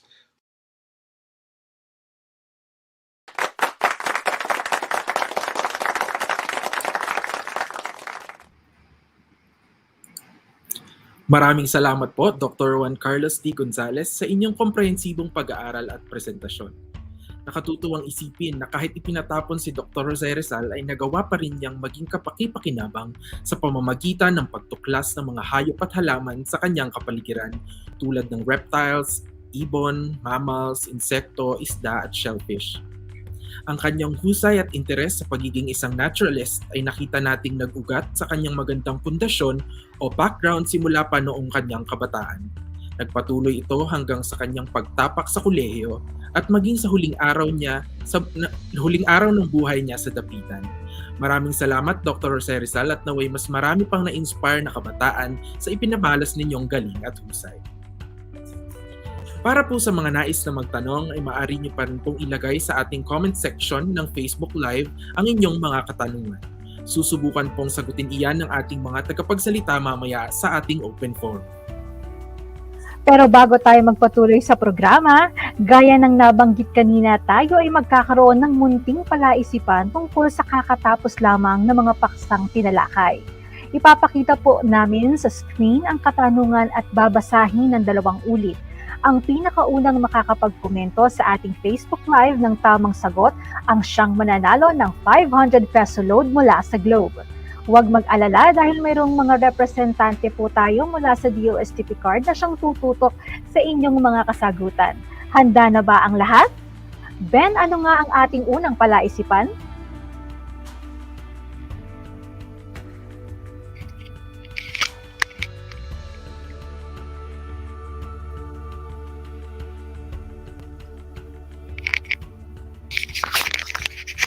Ating hintayin lamang po ang ating unang katanungan. Pero habang inihahanda po namin, siguraduhin po natin na tayo'y nakinig kanina sa ating unang bahagi ng talakayan ngayong umaga para masagot po natin ng tama ang ating mga tanong.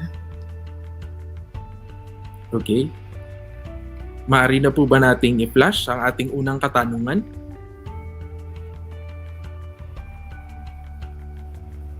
Ang tanong po, ano ang pamagat ng isa sa tanyag na gawang sining ni Jose Rizal kung saan ginawang sculpture ang buwaya at aso? Ang gawang sining na ito ay ginawa ni Rizal kasabay ng mga ulat na may naninirahan na mga buwaya sa Laguna de Bay. Ulitin ko po, ano ang pamagat ng isa sa tanyag na gawang sining ni Jose Rizal kung saan ginawang sculpture ang buwaya at aso? Ang gawang sining na ito ay ginawa ni Rizal kasabay ng mga ulat na may naninirahan ng mga buwaya sa Laguna de Bay.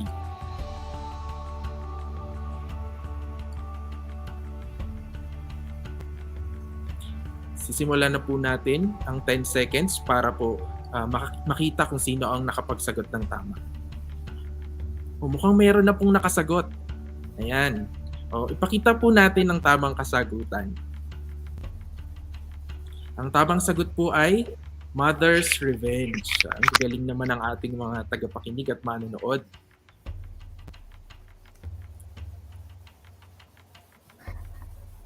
Okay, sa ating ikalawang tanong, handa na po ba ulit ang lahat? Noong bata pa si Jose Rizal, nahilig siyang magmasid ng mga ibon at itala ang mga pangalan nito. Isa sa mga naitala ni Rizal ay ang olive-backed sunbird. Ano ang lokal na pangalan nito? Ang terminong ito ay pamagat ng isang folk song tungkol sa ibon. Noong bata pa si Jose Rizal, nahilig siyang magmasid ng mga ibon at itala ang mga pangalan nito. Isa sa mga naitala ni Rizal ay ang olive-backed sunbird. Ano ang lokal na pangalan nito? Ang terminong ito ay pamagat ng isang folk song tungkol sa ibon.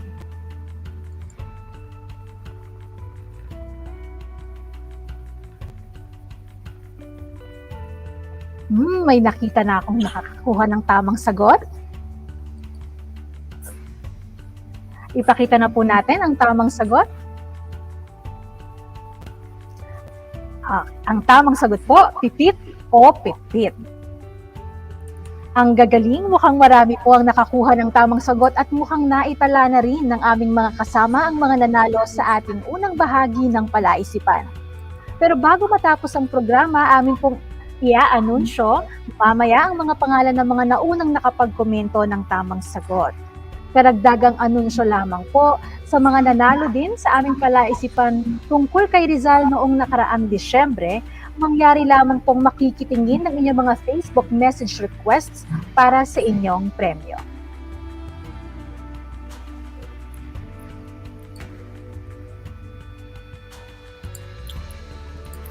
Okay po, bilang pagpapatuloy, para naman sa ikalawang bahagi ng ating programa, tayo ay sasamahan ng isang eksperto na kilala sa pagiging curator ng Billebugs and Scale Insects o Cucoidea na mula pa rin sa UPLB Museum of Natural History. Kasalukuyan din siyang Professor 12 ng Environmental Biology Division ng Institute of Biological Sciences, UPLB. Ang kanyang titulong doktorado ng Systematic Entomology ay nakuha niya sa UPLB. Siya rin ay naging Honorary Visiting Postgraduate Research Fellow ng Ecology, Evolution and Systematics sa Australian National University. Ikinagagalap ko pong ipakilala si Dr. Ireneo L. Lit Jr.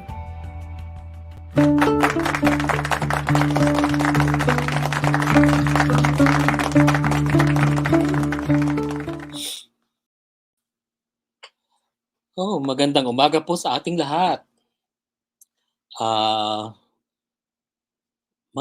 Nagpapasalamat ako kay JC sa kanyang nailatag na magandang presentation.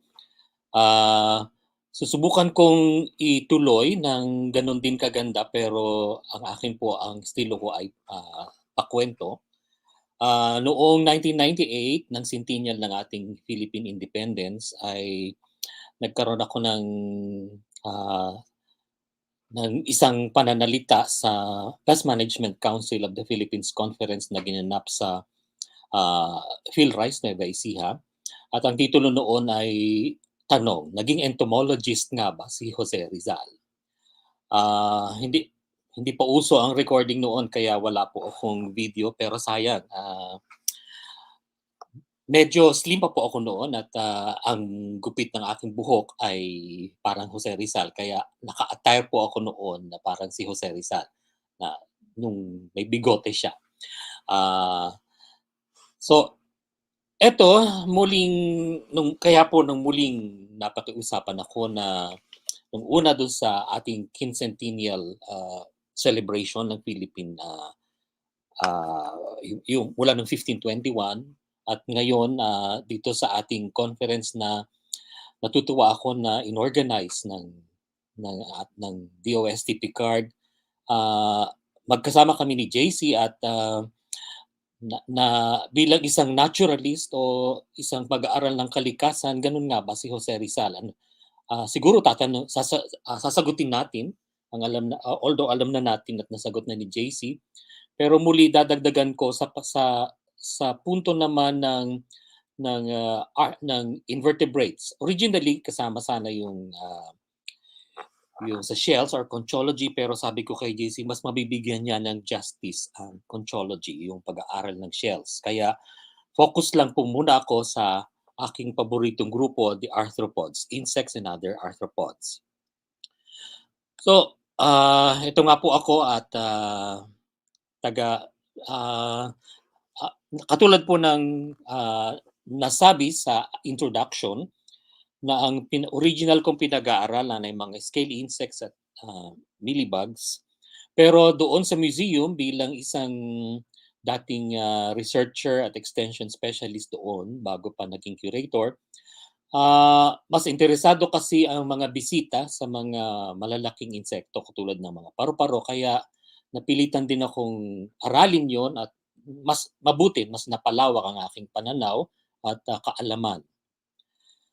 So, si Jose Rizal ay ang mahalagang katulad ng ito po ay yung ibang bahagi ng slides na ito ay kay JC.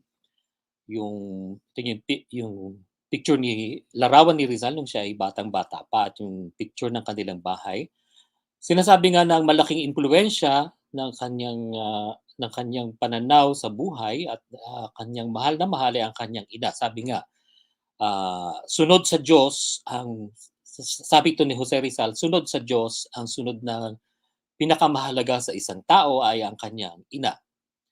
At itong painting ni national artist Ben Cabrera ay noong paglarawan ng isang kwento ni Rizal na siya ay kinukwento kumbaga may tutor, ang una niyang teacher talaga ay si ang kanya ginang Teodora Alonso, at ang nasabi nga kinukwentuhan siya, tinuturuan siyang magbasa ng Kastila, pero parang kumbaga sa ating salita ngayon ay parang parang boring sa kanya. So ang nangyari, parang bandang huli nung hindi na siya talaga napansin na. So ganoon pala ay magaling na teacher ni Dr. Jose Rizal. Napansin niya na hindi attentive talaga itong aking estudyante. So sa halip na pagalitan ay kinuwentuhan ng The Moth and the Flame. So ito yung kwento na gusto kong i-detalye. Ito yung isang version ng kwento. Mayroon daw dalawang gamo-gamo, isang matanda at isang bata. Maibigin silang maglaro sa tabi ng ilaw na kandila. Isang gabi, ang batang gamo-gamo na lumipad ng lubhang malapit sa ningas ng kandila. Mag-ingat ka, tawag na matandang gamo-gamo. Baka masunog ang pakpak mo ay hindi ka na makalipad. Hindi ako natatakot, ang mayabang na sagot ng batang gamo-gamo. At nagpatuloy siya sa paglipad sa paligid-ligid ng magandang ningas. Minsan sa kanyang paglipad ay nadikit sa ningas ang kanyang pakpak at siya'y nalaglag sa mesa. Sinabi ko na nga ba sa iyo, ang sabi ng matandang gamo-gamo. Ngayon ay hindi ka na makalilipad na muli. Samantalang nakikinig si Rizal sa kwento, nalilibang naman siya sa maliliit na gamo-gamong naglalaro sa kanilang ilaw. Napansin niya na malaking hangad ng maliliit na kulisap na makalapit sa ilaw sa paghanap ng liwanag kahit mapanganib. At nang masunog ang pakpak at nalaglag sa mesa ang batang gamo-gamo sa kwento, ay siya ring pagkasunog ng pakpak at pagkalaglag ng isang tunay na gamo-gamo sa langis ng tinghoy. Ang tinghoy po, ito yung oil lamp na ginagamit nila. Sinasabi, malaki ang naging impluwensya nito, pero unang napansin ko sa pagkukwento ni Rizal mismo sa kung paano siya kinukwentuhan ng kanyang ina, very keen observer siya. So, ang kanyang attention to details at ang kanyang broad na pananaw, bagaman boring sa kanya yung mismong leksyon, ay hindi ibig sabihin na hindi siya nag-aaral. Nag-aaral actually siya ng kung ano yung, kumbaga kung maita-translate lang sana natin ngayon sa modern language, ito yung attraction of insects to light. Siyempre sa pananaw sa lengguwaheng Tagalog, ang gamo-gamo ay mas malimit na naita-translate sa English as moth. Pero sa malawak na Katagalugan, pag gamo-gamo kasama din diyan yung mga winged termites at iba-iba pang mga insektong attracted to light. So, kumbaga, kung narinig nyo na rin yung pelikula ni Nora Honor na Minsay Isang Gamo-Gamo, Once We Were a Moth, kumbaga, we are attracted to light. And then, pero may mahalaga itong leksyon na nagkaroon ng impact sa buhay ni Jose Rizal. Mamaya babalikan natin ito. Kanina nabanggit ni Dr. JC Gonzales ang Ibong Martinez at gusto ko lang para mas maging, kumbaga talagang may continuity ang aming ang part 1 and part 2. Part 1 ni Sir JC at part 2 yung sa akin. Nagre-record siya ng mga, mahilig siya magtingin ng mga ibon at tinatala niya yung mga pangalan. At isang kinagiliwan niya ay yung naging popular sa mga tao na natuturuan daw magsalita. At ito yung Martini o Martinez na actually noon problema sa buong Pilipinas ang mga balang o locust. At sabi nga noong 1616, si Haring Philip III ay nag-issue ng royal decree on locust extermination. So, kumbaga ito yung isa sa mga government instructions na kailangan talaga mayroong community action na pamunuan ng mga local government leaders ang locust extermination.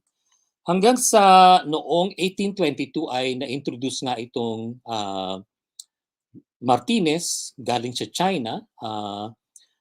Ito, kung tutuusin, ito yung unang biological control attempt in the Philippines laban sa mga locust o balang. At ito nga, tulad ng nabanggit ni Sir JC, itong Martinez na ibon, Acridotherus cristatellus ay pinangalan kay Governor General Juan Antonio Martinez, yung nag-issue ng decree.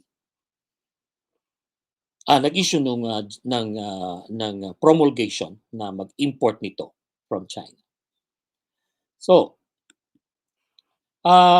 sisimulan ko rin, itutuloy ko ang diskusyon kung ano ang nangyari. 1833, pinanganak si Jose Rizal. Ano ba ang nangyari mula 1801 hanggang 1899? Ito yung panahon kung saan sakop na ng panahong ito na nagkaroon na ng pagpasok. Nung una kasi sarado halos ang mga ang ekonomiya ng Pilipinas at ang trading, parang Spain, Mexico, Philippines. Mexico, Philippines, Mexico, Manila at nung nung nung panahon na nagsisimula na ang malapit na ipanganak si Jose Rizal, ay binuksan na ang ang ang Maynila sa mga ibang mga foreigners, at iba pang traders. Kung tutuusin, ito rin kung ano ba yung nangyayari din noon sa Europa sa larangan ng siyensya, noong 1858-59, lumabas ang Origin of Species ni Darwin at almost the same year of publishing ng Origin of Species ay ang kay Alfred Russel Wallace naman na tungkol sa on the tendency of species for variation. So ibig sabihin, mayaman na ang agham sa Europa at ito rin yung panahon na nung medyo pinag-aral na sa lahat ng magkakapatid ang pinadala lang sa Europe ay si Jose Rizal. Pinag-aral naman lahat yung mga si Rizal at ang kanyang mga kapatid pero ang pinadala lamang sa Europa ay si Jose Rizal upang mag-aral ng medisina. So nitong panahong ito, 1816, mga 15 years bago ipanganak si Jose Rizal, unang dumating ang unang entomologist papunta sa Pilipinas, isang Russian, si S. Schultz. At sumunod, 1831, 2 years bago ipanganak si Jose Rizal, si Hugh Cumming, na isa ring conchologist at naging ang kanyang aklat ni Hugh Cumming ay isa sa mga ipinadala ng nabanggit ni JC na si Dr. Alfred Mayer kay Jose Rizal. Ibig sabihin, katulad ng nabanggit ni Sir JC, nagkakaroon ng magpapadala ng specimen si Jose Rizal at ang kapalit noon may librong babalik sa kanya na ginagamit naman niya sa kanyang pag-aaral at sa kanyang pagtuturo sa mga bata sa dapitan. Isa sa mga nadiskubre nga ni Hugh Cumming ay itong isang peste ng niyog na tinatawag nating coconut leaf miner o Promecotheca cumingae.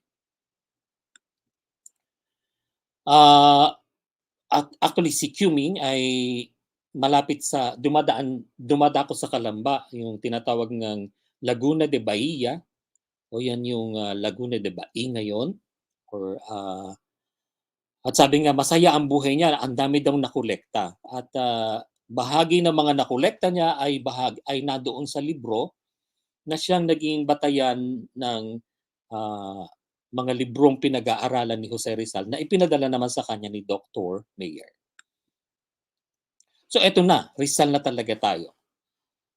Kung makikita niyo sa ating slide, ang una dyan ay ano nga ba? Paano ba hindi pa ito talaga entomology kundi ang nakikita nyo ay isang transcription ng sulat ng kapatid ni Jose Rizal na sabi ay pwede bang ibili mo ako ng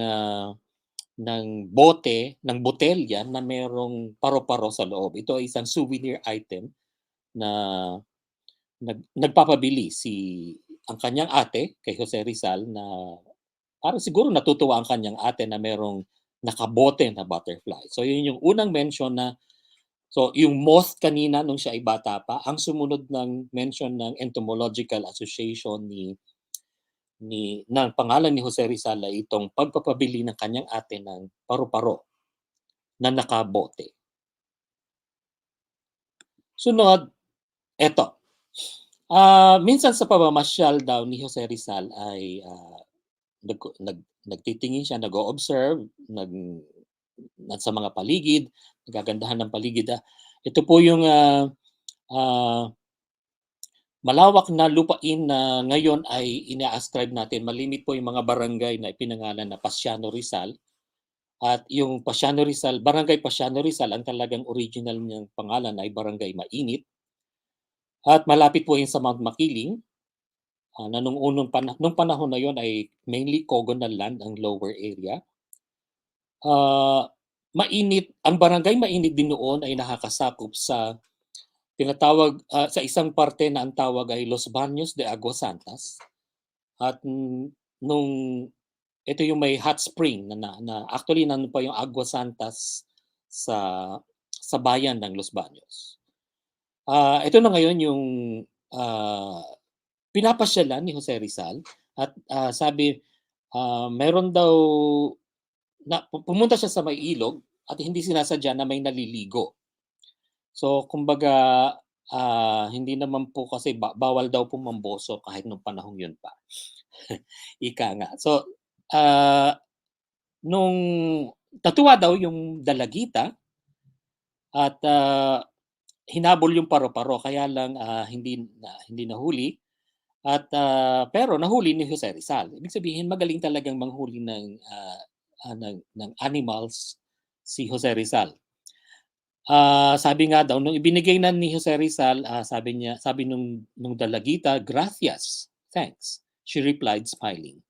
Ngunit tila bihasa ka yata sa paghuli ng mga paro-paro. But you seem to be an expert at catching butterflies. So sabi, "Senyorita, ang aking kagal, hindi lang po sa paghuli ng paro-paro magaling si Jose Rizal, magaling din pong mambola. Senyorita, ang aking kagalingan sa paghuli ay nakasalalay sa pagnanais kong mapaligaya ka." Wow! Cheesy, ika nga sa ating panahon ngayon. So, "Miss, my ability to catch butterflies matches with my desire to please you." Wow! So, ganun ang technique. Matuto rin sa ating bayani, yung mga binata po dyan. Isang mahalaga, ito yung nabanggit ni si Dr. Adolfo Mayer. At tingnan niyo yung listahan ng kanyang mga ipinadala. Hindi ko na po isinama yung mga nabanggit ni Sir JC, pero tingnan niyo yung bukod po dun sa mga ibang animals, meron diyan hindi ko alam na isama ko ba ang insekto. Okay, diyan po. Mga nahuli niya sa dapitan. At ipinakalala siya ni Dr. Mayer sa isang sikat na entomologist, sikat na noong panahong yon. Ito ay si Dr. Napoleon Kyle. At ito, isang sulat niya na transcribe din sa Epistolario Rizalino.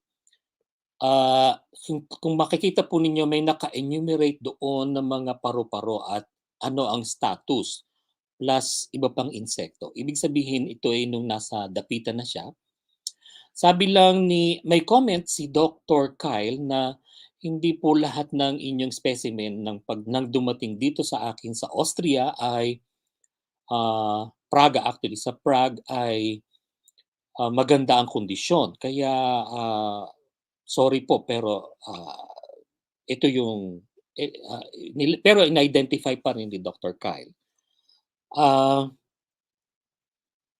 Sumulat ako sa Australian National Museum of Natural History at nagtanong sa kanila ano na po ang status ng mga collection ni Dr. Jose Rizal na naipadala niya kay Dr.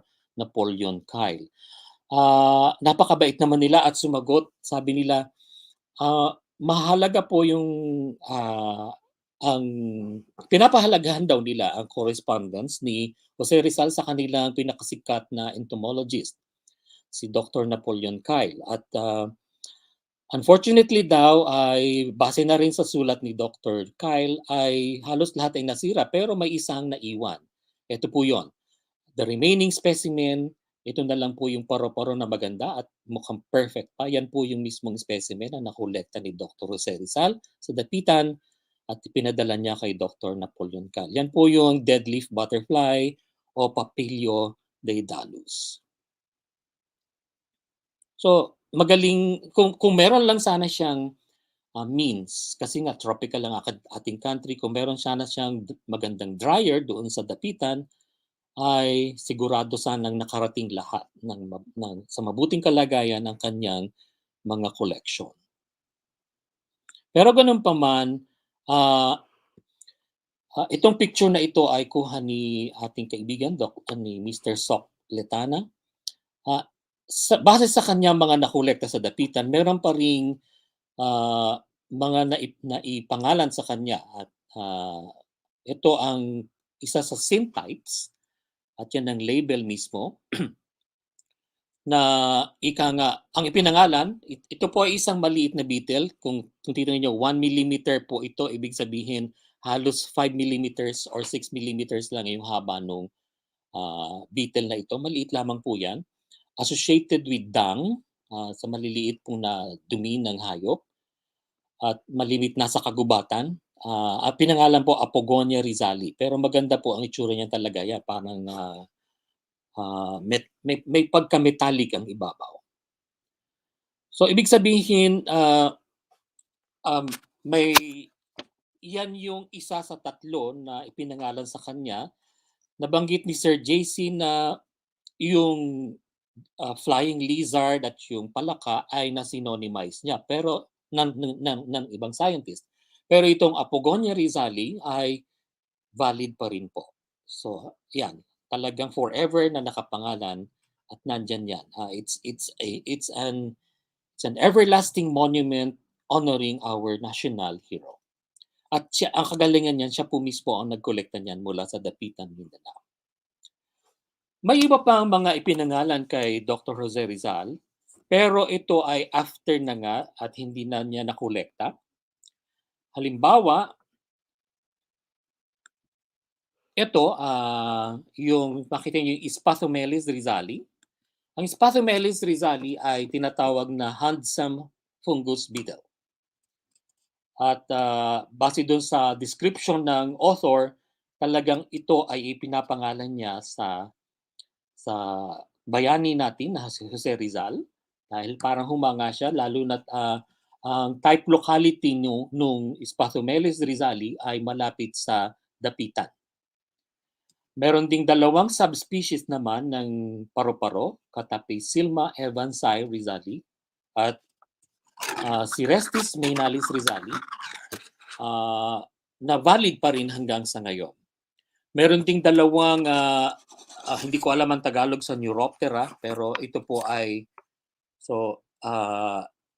maliliit na insekto. Kaya lang hindi ko po naisama, pagpasensyahan po, hindi ko naisama yung picture sa aking pagmamadali. Yung isa ay Glenocrysal rizali at Hemerobius rizali.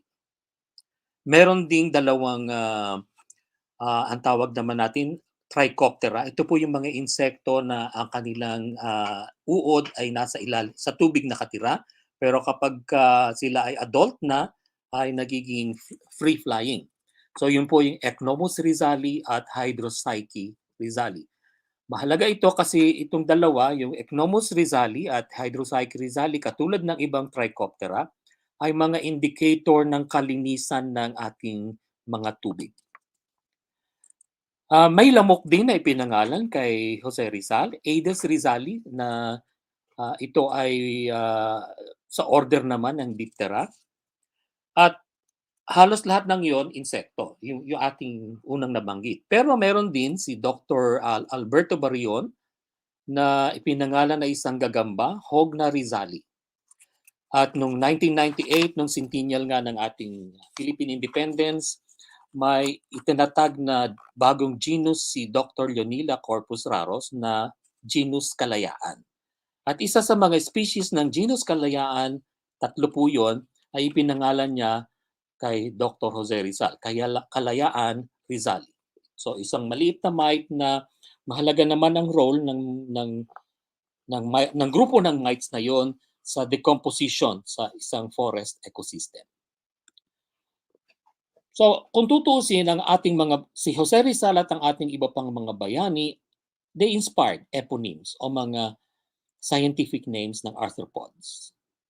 Like, yun na nga, nabagit ko na nga, Apogonia rizali, Hogna rizali, Hydropsyche rizali. Meron pang ipinangalan sa iba pang mga bayani katulad ni Pardosa mabini, Tripteroides mabini, after Apollinary mabini. Meron din si Pardosa sakai or after Macario Sakay, Rigoni malvari, Meron din sa babaeng bayani, Venonia Gabrieli. At meron ding Hogna Bonifacioy, William Bonifacioy at Farnacia Magdiwang na ipinangalan kay Gat Andres Bonifacio. At kasama-kasama ng Kalayaan Rizali ang Kalayaan Centenarius at Kalayaan Bonifacio. So ibig sabihin, naka-inspire ang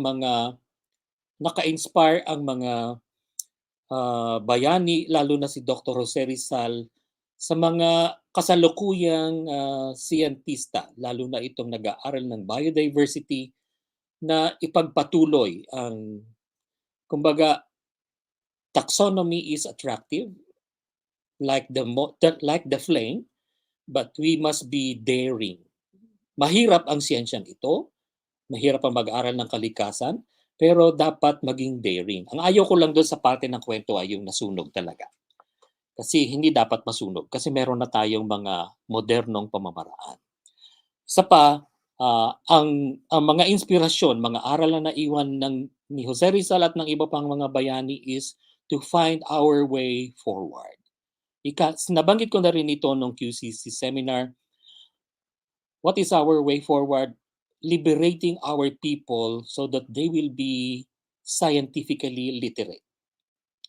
And that includes promotion of knowledge about biodiversity, knowledge about conservation. In that way, we will empower our youth with what science and scientific endeavors can deliver for them in our country. And always, everything must be science-based.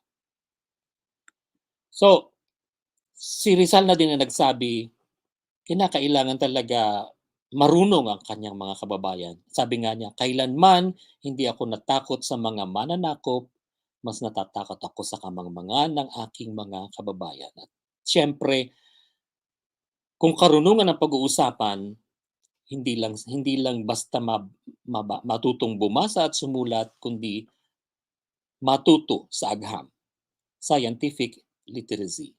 So, action para magawa din natin ang para sa ating bayan at ang ating mga mamamayan. Sabi nga ni Apolinary Mabini, a nation will perish not of evil men but with good men doing nothing. So, dapat talaga kikilos tayo.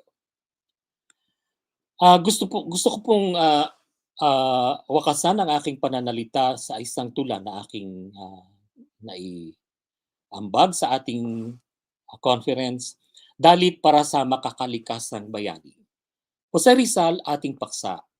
Naturalista nga kaya? Sagot natin, tunay, sadya, dangal ng lahing dakila. Mga aral na pamana ng ating bayaning bida, kalikas at bayay tuwinay, mahalin at laging una. So, yun lamang po at maraming salamat. Muchas gracias. Thank you very much.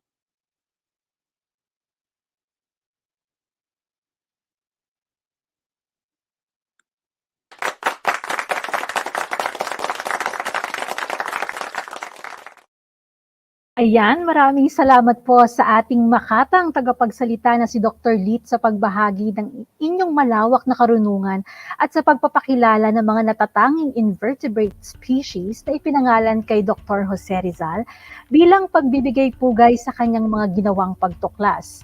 Gaya ng nabanggit kanina, bata pa lamang ay nakitaan na si Jose Rizal ng angking lawak ng pag-iisip, interes, at tala sa pagmamasid sa kanyang kapaligiran na siya namang nagbigay daan upang mas higit niyang suriin at pag-aralan ang mga insekto o kulisap sa kanyang kapaligiran. Kaya naman bilang entomologist, si Rizal ay nakatuklas ng mga bagong uri ng paru-paro at sa lagubang sa kanyang paglalagi sa probinsya ng Dapitan. Bukod dito ay marami pang ibang mga insekto ang ipinangalan alinsunod sa kanya mula sa iba't ibang dako ng Pilipinas upang bigyang karangalan ang kanyang mga naging kontribusyon sa kasaysayan ng Pilipinas. Sa kanyang husay sa iba't ibang larangan ng disiplina, si Dr. Jose Rizal nga naman ang ating tunay na sakalab. Anong masasabi mo dito? Napakagaling, napakahusay. Ngayon naman, para malaman kung marami pa rin ang nakinig sa ikalawang bahagi ng ating mga presentasyon, subukan muli nating tanungin ang ating mga manonood ng ilang mga katanungan na parte ng paksa na tinalakay ni Dr. Lit. Katulad po kanina, ang unang makakapagkomento ng tamang sagot ang siyang mananalo ng 500 peso load mula sa Globe. Yan. So kung handa na ang lahat, handa na po ba? Ang atin pong unang katanungan para sa ikalawang bahagi ng palaisipan ay medyo may kahirapan. Kaya naman sana po ay nakinig talaga ng mabuti ang lahat sa naging diskusyon ni Dr. Lit kanina sa ating mga katanungan. So ito na po ang ating tanong.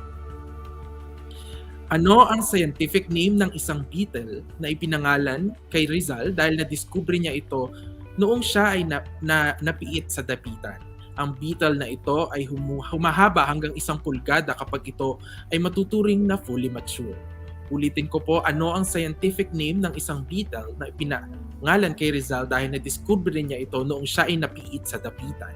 Ang beetle na ito ay humahaba hanggang 1 pulgada kapag ito ay maturing na fully mature.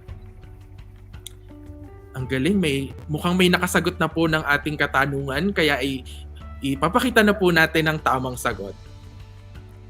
Ang tamang sagot po ay Pogonia rizali. Congratulations po. Mahusay, mukhang marami talaga ang nakinig dito sa tinalakay ni Dr. Lit kanina. Actually, kanina ko lang din nalaman yung tungkol sa mga insekto sa lagubang na naipangalan sa ngalan ni Dr. Jose Rizal. So mukhang handa na po ang ating mga tagapanood sa ating pangalawang tanong. Okay. Ang locust o balang ay nakapagdudulot ng sira sa mga pananim. Naitala ito noong panahon ni Rizal kung saan nagkaroon pa ng mga decrees o promulgations para sa pagkontrol nito noong 1774, 1819, 1858 at 1888. Noong 1822, ano ang pangalan ng gobernador na nagpasimula ng biological control laban sa balang gamit ang Martinez bird? Uulitin ko, ang locust o balang ay nakapagdudulot ng sira sa mga pananim. Naitala ito noong panahon ni Rizal kung saan nagkaroon pa ng mga decrees o promulgations para sa pagkontrol nito noong 1774, 1819, 1858 at 1888. Noong 1822, ano ang pangalan ng gobernador na nagpasimula ng biological control laban sa balang gamit ang Martinez bird? Ang bibilis, mukhang talagang nakinig. Ang tamang sagot po, aming ipapakita na. Governor General Juan Antonio Martinez. Mahuhusay. Maraming salamat po ulit sa lahat ng sumali at binabati namin ang mga nanalo. Gayon din ang mga nakakuha ng tamang sagot. Ito ay patunay na kayo ay may natutunan sa aming inihandang siyentipikong conference sa araw na ito. Ang mga pangalan ng nag-uwi ay malalaman pagkatapos ng ating open forum na papangasiwaan naman ang aking kasama na si Ben. Salamat, Pat. So gaya ng nabanggit, tayo ay dadako naman po sa open forum. Tinatawagan po namin sina Dr. J.C. Gonzalez at Dr. Erneo Lit, ang ating dalawang mahusay na mananaliksik at tagapagsalita ngayong umaga upang magbigay linaw sa mga katanungan ng ating mga manonood. Sa mga nais pa pong magtanong ay maaari nyo pa rin po itong ilagay sa ating Facebook comment section.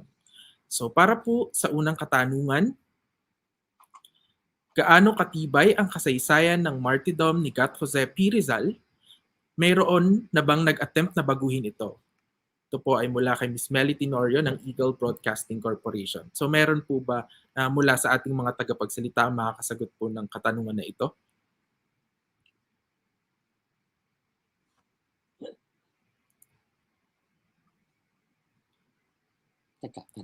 Para kahit ba sino? Yes po, sir. O sige po.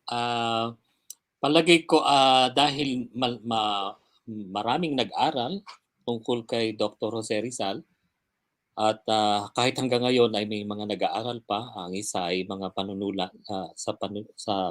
kay halimbawa isang historian si Dr. Ambes Ocampo ay mukhang matibay naman ang mga pundasyon at mga datos tungkol sa kanyang martyrdom. So, hindi ko alam kung may nag-attempt na baguhin yon, pero marahil ang tinutukoy ng tanong na ito ay historical revisionism. So, mukha namang ito, di ba, Sir JC, mukha namang well-established kung ano yung nangyari kay Dr. Jose Rizal. Medyo di lang po ang question dun sa actual topic, pero I believe that all these accomplishments and of course his contributions are well documented, and as a naturalist that actually contributes to the larger picture of what Dr. Jose Rizal has accomplished. Marang nadadagdagan bukod dun sa pagiging makata and his art, and of course his literary works that of course sparked the revolution. I think both as a scientist and as a naturalist, yung dalawa pong episode na ginawa ng UST Picard would help kind of testify and contribute to that, and confirm that contributions that are quite overwhelming for one particular person. Okay po, maraming salamat po, Dr. Dagdag lang JC po, and hello. Dr. Lit. Okay, sir. Yes, sir. Totoo yung nabanggit na ni JC, at kumbaga kung martyrdom, wala na sigurong makaka-question. Pero yung kanyang contributions to science, mahalaga itong ginawa ng DOST Picard, at sana nga ma-establish natin na hindi lang actually establish na kailangan lang nating maidokumento yung contribution niya sa siyensya at saka sa natural science, natural history. Yun Okay, po. sir. Maraming salamat po. Ngayon naman po ay dumako tayo sa ikalawang katanungan na ang question po ito ay addressed to Dr. JC Gonzalez. Ang tanong po ay, si Pasyano po ba ay may nadiscover ding species sa Mindoro kasama ng bayaw niya? Ito po ay mula kay Mr. Welmar de los Reyes. Ay, salamat po sa question, and I have no idea, but medyo hindi po kasi yan na namin tinalakay beyond kasi sa dami po kasi ng topics na pwede i-include, hindi ko na po inungkat ang mga contributions of the rest of the family, so we actually just concentrated on what Rizal can do. So, and thank you. I'll try to look on that. That would be an interesting thing to research on. Okay, salamat sir. So kay Mr. Welmar po, babalikan po namin kayo regarding po dito sa katanungang ito.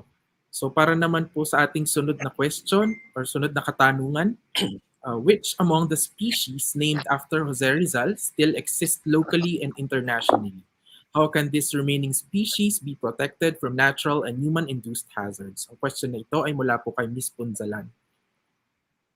I think ito po ay pwede ring directed po to Sir JC. Okay, so yung dalawa po kasi na natira na species na known internationally, of course, was the Roquefort rizali and the Draco rizali. Kaso nga lang, we were synonymized under a more older, a more senior taxon. However, there is a species called Conus rizali, which was named after Rizal later on. The actual specimen, I think the holotype, UPMSI. So, isa po yan sa isa sa mga, I think would be more important kasi dahil it's still valid, but also because the Conus species being studied widely now for their biomedical value. Yan po ay sinimula ng ating national scientist na si Lourdes Cruz. So, isa po yan sa isang mga importanteng siguro research na kailangan i-put forward and of course expand to see ano po yung pwedeng magawa in terms of our natural resources. It's amazing biodiversity, but also yung kanya pong contributions to helping sustain human life. So, yung biomedicine po isa pong magandang contribution as well. So, Sir Jun, maybe dadagdag po kayo.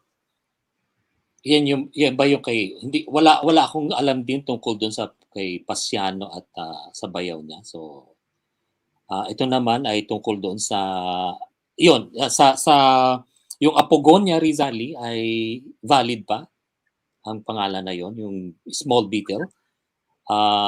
But all the others that we have I have enumerated ay mukhang nandito pa naman. But we don't know their conservation status. Yung ilang species na nabanggit ko kanina. So as far as the arthropods are concerned, wala po tayong data kung ano ang conservation status ng mga ito. Okay po, marami pong salamat. Para naman po sa sunod na katanungan, either po siguro ay makakasagot po nito. Presently, mayroon pa po kayong mga ganitong species or meron pa po kayang mga ganitong species na nabubuhay sa Pilipinas? How we, the youth of today's era, can protect such specimens if they are still present in our environment po? Question po from Mr. Paneda. Go ahead, sir. June, anything to... Yung mga beetles, dalawa, at pagkatapos butterflies, dalawang subspecies. Yung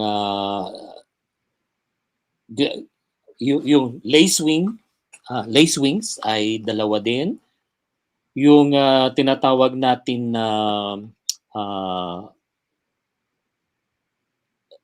trichopterans at saka yung mga yung spider at yung mite ay mukhang nandoon pa. Ang hindi po ako sure kung yung lamok na ipinangalan kay Dr. Jose Rizal ay kung nandyan pa.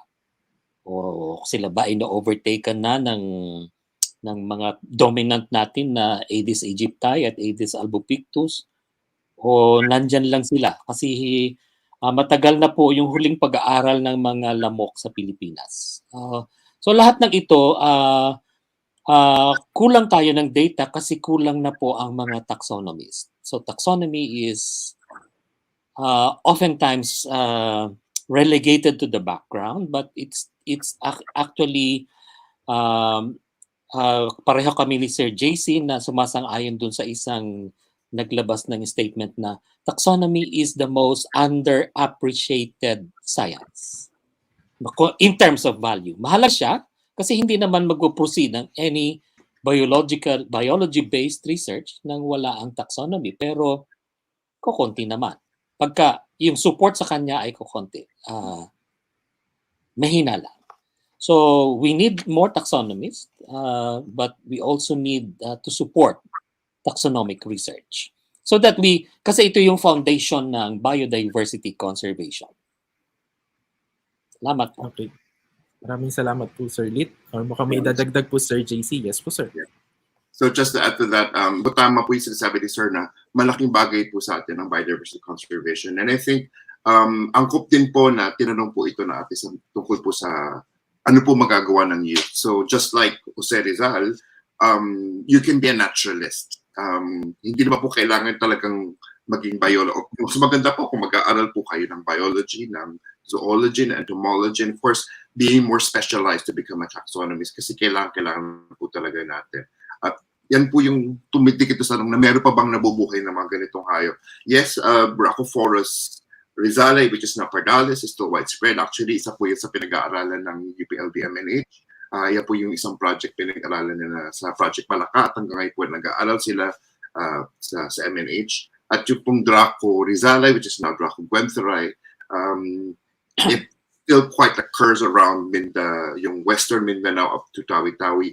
So malaking bagay po na aralin kung ano po yung biology, ecology, ano po kinakain niya. So as a naturalist, as a student, or you can actually do those note taking. Magkaroon po kayo ng field notes and observe biodiversity in the wild. Kailangan po na yung mga bird photographers kahit po smartphone kaya po yan i-record. So malaking bagay po ang contributions ng estudyante, especially what we call citizen science. It's a very important part of how we learn about our environment. Of course, appreciating and protecting that environment. So, salamat po ulit. Okay, thank you po, Sir JC. Nakatutuwa pong malaman na buhay pa rin po ang mga species na ito at nakakatuwa po lalong malaman na interesado po ang ating mga kabataan upang konserbahin ang mga ganitong uri ng species. So gaya po ng nasabi ni Sir Lit, sana po madagdagan pa po ang taxonomist sa ating bansa. So dahil limitado lamang po ang ating oras, kaya na lang po siguro namin mag-accommodate pa ng isa pong katanungan mula sa ating mga tagapanood. Ang isa pong tanong ay, were the efforts to establish neophytes for type collections obtained by Dr. Jose Rizal that were permanently lost in various ways? Question po ito ni Sir William Grueso, sir. Si sus. Kay Dr. Grues po itong tanong. So hindi ko po masagot kung may nag-establish ng neotype. Yung Apogonia rizali, nandun yung picture po kanina na kinunan ni Socrates Litana, nung siya ay pumunta sa Germany. Nandoon pa, ang status po niya ay syntype. Ibig sabihin, if a taxonomist, a systematist revises the group, yung Apogonia, he or she can designate a lectotype from among. Yung lectotype po, kasi pag syntype, ibig sabihin maraming specimen, siguro mga 5 o 10 yata yung pinadala ni Dr. Jose Rizal. They are all, kumbaga equal ang status, kaya syntype. A reviser in the future can choose from among the syntypes, which will be the lectotype, yung official name bearer. So hindi, yung iba pong neotype hindi ko alam. Okay po. So maraming salamat po, Sir Lit. At mukhang marami po ang mga nais pang magtanong, pero dahil limitado po ang ating oras, kaya na lang po na mag-accommodate ng isa pang tanong po mula po sa ating mga manonood. Ito po ang tanong. In Dr. Rizal's time, was there already climate change? Did Dr. Rizal already have a premonition or observation that it would happen in the Philippines and have an effect on nature? Question po from Mr. Kasano. Medyo may kahirapan din po ang questions ng ating mga manonood.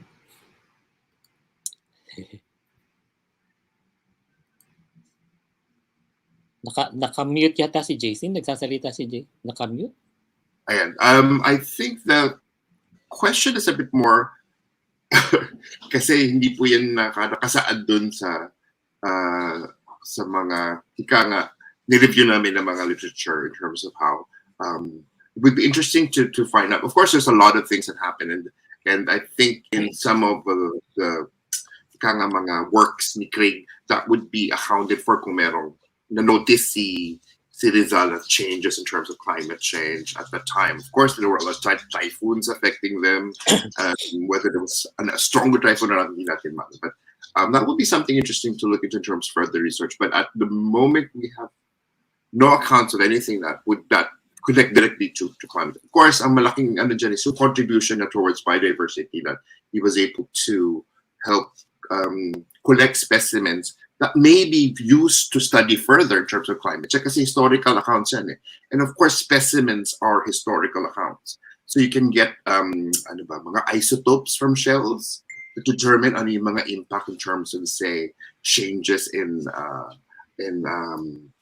oxygen levels or carbon dioxide levels. Again, marami pwedeng aralin. And these specimens are important. Sadly, a lot of them are lost, but still some of them are there.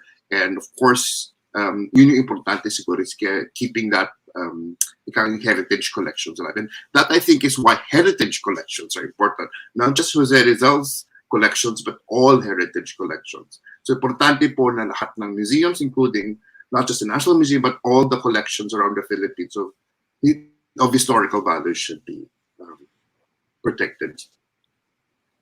Sir June, anything to add? Yes, yung ikalawang tanong, mahirap sagutin kasi mahirap sabihin kung may premonition ba siya o may na-observe ba siya. Kasi kung titingnan natin, noong panahong yon mas nakatutok ang ating bayani sa mga pangyayari sa Pilipinas, lalo na ang mga kahirapan ng mamamayan at ang malupit na pamamahala ng mga Kastila.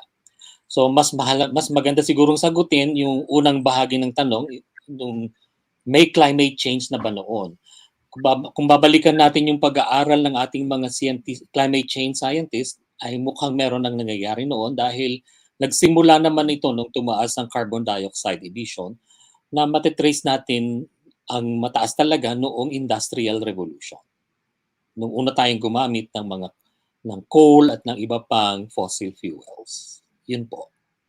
So Okay meron, po, pero hindi natin masasabi kung nakita na ba yun ni Jose Rizal. Kasi hindi pa yan nung pumunta si Jose Rizal sa Europe, maaring ang pinag-uusapan sa mga learned circles doon ay yung mga na-discover ni Darwin, ni Wallace, mga fossils na na-discover ni Lyell, pero wala pa ang climate change na pinag-uusapan ng panahon yun. Tama. Okay po, marami pong salamat Sir Lit and Sir JC. Naunawaan na po sana ng ating mga manonood ang kanilang sagot sa kanilang katanungan. Para po sa mga ibang tanong po na hindi po namin na-mention dito sa ating open forum, iti-take note po namin yan at susubukan po naming sagutin. Ipopost po namin ito sa aming Facebook page. Maaari din po namin kayong i-contact directly para po sa mga kasagutan. Okay. So sa amin pong palagay ay nasagot na natin ang huling katanungan para sa ating mga tagapagsalita. Nakatutuwa na marami tayong mga tagapanood na naging mas interesado pa tungkol sa mga naging kontribusyon ni Gat Jose Rizal sa larangan ng natural sciences. Tama ka dyan, Ben. At sana nga meron tayong time machine para mabalikan natin yung panahon ni Dr. Jose Rizal at makausap natin siya sa mga bagay-bagay, higit lalo sa mga naging tanong ng ating mga tagapanood na nakakatuwa. Sobrang dami po nating nakolektang tanong mula sa kanila. Pero kung may maisip pa po kayong dagdag na katanungan, ay maaari nyo pa rin po itong ibahagi sa amin sa pamamagitan ng direct message sa Picard Facebook account at susubukan po namin itong tugunan. Pwede nyo rin pong isangguni ang inyong tanong o mga kuro-kuro diretso sa ating mga tagapagsalita. Sir JC and Sir June, saan po kayo maaring maabot ng ating mga tagapanood?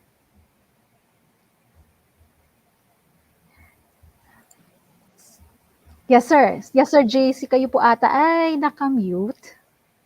Yes, you may forward your questions to the Museum of Natural History of the University of the Philippines Los Baños. Andun pupunta po kayo sa mnh.uplb.edu.ph na website. Andun po ang aming mga pictures din ni Sir June as curators. And of course, you may contact directly our director, Dr. Marian De Leon. Yeah. Pareha po ang sagot namin ni Sir JC. Ayun. Museum, so hanapin lang po museum. natin. Yun, sa museum daw po. Maraming salamat, sir. Ilalagay din po namin sa comment section ng detalye kung saan maaaring i-contact sina Dr. Gonzales at Dr. Lit para sa impormasyon ng lahat.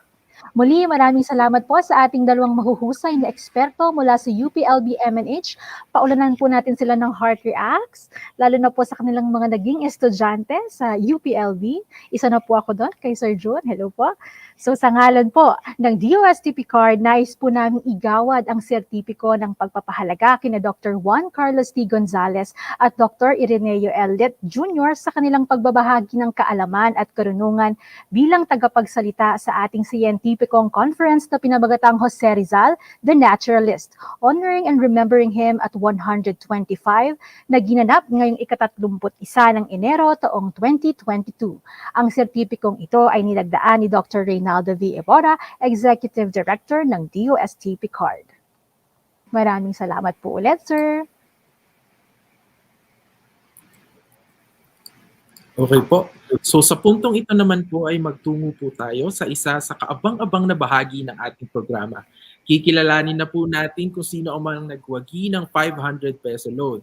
So maaari po ba natin ipakita kung sino-sino ang mga nagwagi? Ayan, for question 1, si Candy Arcitio. Question 2, si Hale Ann Cabarlo. Question 3, si Junard A. Sadiwa. Question 4, si Elias Casano. So, congratulations po sa ating mga nagwagi at nanalo. Sa mga nanalo po, makikipag-ugnayan po kami sa inyo sa pamamagitan ng direktang mensahe sa ating Facebook Messenger.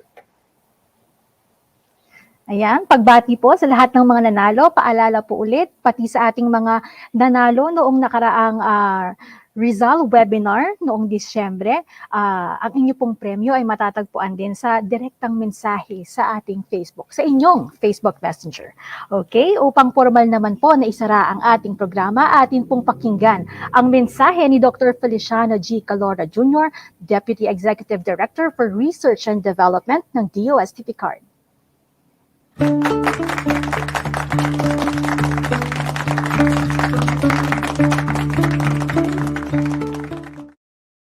Magandang tanghali po sa ating lahat.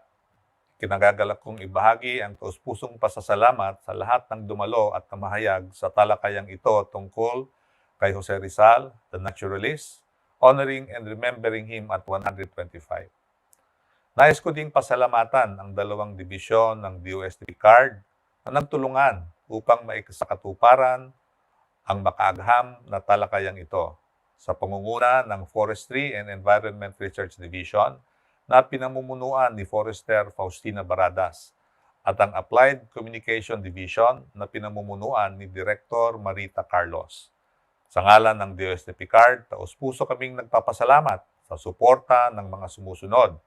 Ang ama ng DOST, si Secretary Fortunato de la Peña, ang kalihim para sa pananaliksik at pagpapaunlad si Dr. Rowena Cristina Guevara, at ang tinatangkilik na ama ng DOST Picard, ang aming Executive Director, si Dr. Reynaldo Iborra, at ang pinuno ng Museo ng Likas ng Kasaysayan ng Universidad ng Philippines Los Baños, ang direktor si Dr. Marian De Leon. Taus-puso kong pinasasalamatan ang mga nagpahayag ng karagdagang impormasyon tungkol sa mga ayuda ni Dr. Jose Rizal sa pananaliksik at pagpapaunlad sa agrikultura at saribuhay. Noong kapanahunan niya, ito ay ibinahagi ni Dr. Juan Carlos Gonzalez at Dr. Irineo Lit Jr. mula sa Museo ng Likas na Kasaysayan ng Universidad ng Pilipinas Los Baños, ang katatapos na talakayan tungkol kay Dr. Jose Rizal na sinimulan ng DOST Picard ay masusundan sa buwan ng Pebrero at Marso. Natutuparin ng DOST Picard at DOST NRCP. Ang magaganap na talakayang ito ay pinaghandaan ng DOST Picard at DOST NRCP upang guminita at tumangkilik sa iba't ibang ayuda sa siyensya ng ating bayani na si Dr. Jose Rizal. Naway itong serye ng talakayang ito ay magbigay ng inspirasyon sa iba't ibang ahensya ng Pilipinas upang pag-ibayuhin ang pananaliksik sa agrikultura, panggugubat at saribuhay. Hangad ko na ito'y maging hamon sa lahat upang palawakin at lalong paunlarin ang pananaliksik sa larangan ng siyensya at teknolohiya sa larangan ng mga sektor na aking nabanggit. Ating ipagpatuloy at panatiliing buhay ang magandang sinimulan ni Dr. Jose Rizal sa pananaliksik. Muli, marami at taus-pusong pasasalamat. Magandang tanghali po sa ating lahat.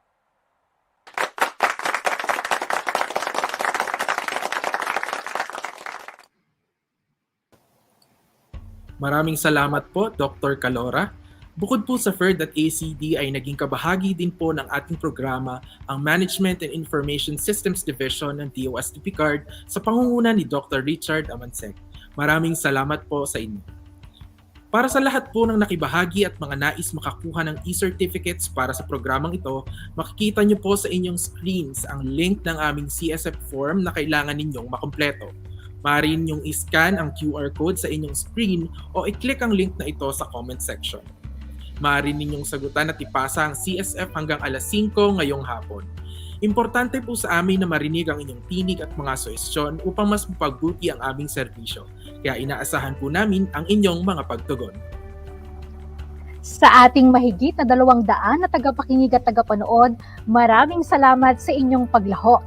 Tumutok lamang palagi sa aming Facebook page para sa iba pang mga webinars na aming inihanda para sa taong 2022. Dito po nagtatapos ang ating programa. Salamat sa ating StreamYard hosts, Facebook Live correspondents at technical support. Ako muli si Patricia Legaspi kasama si John Benrich Zuniga na bumabati ng magandang araw at mag-ingat po tayong lahat.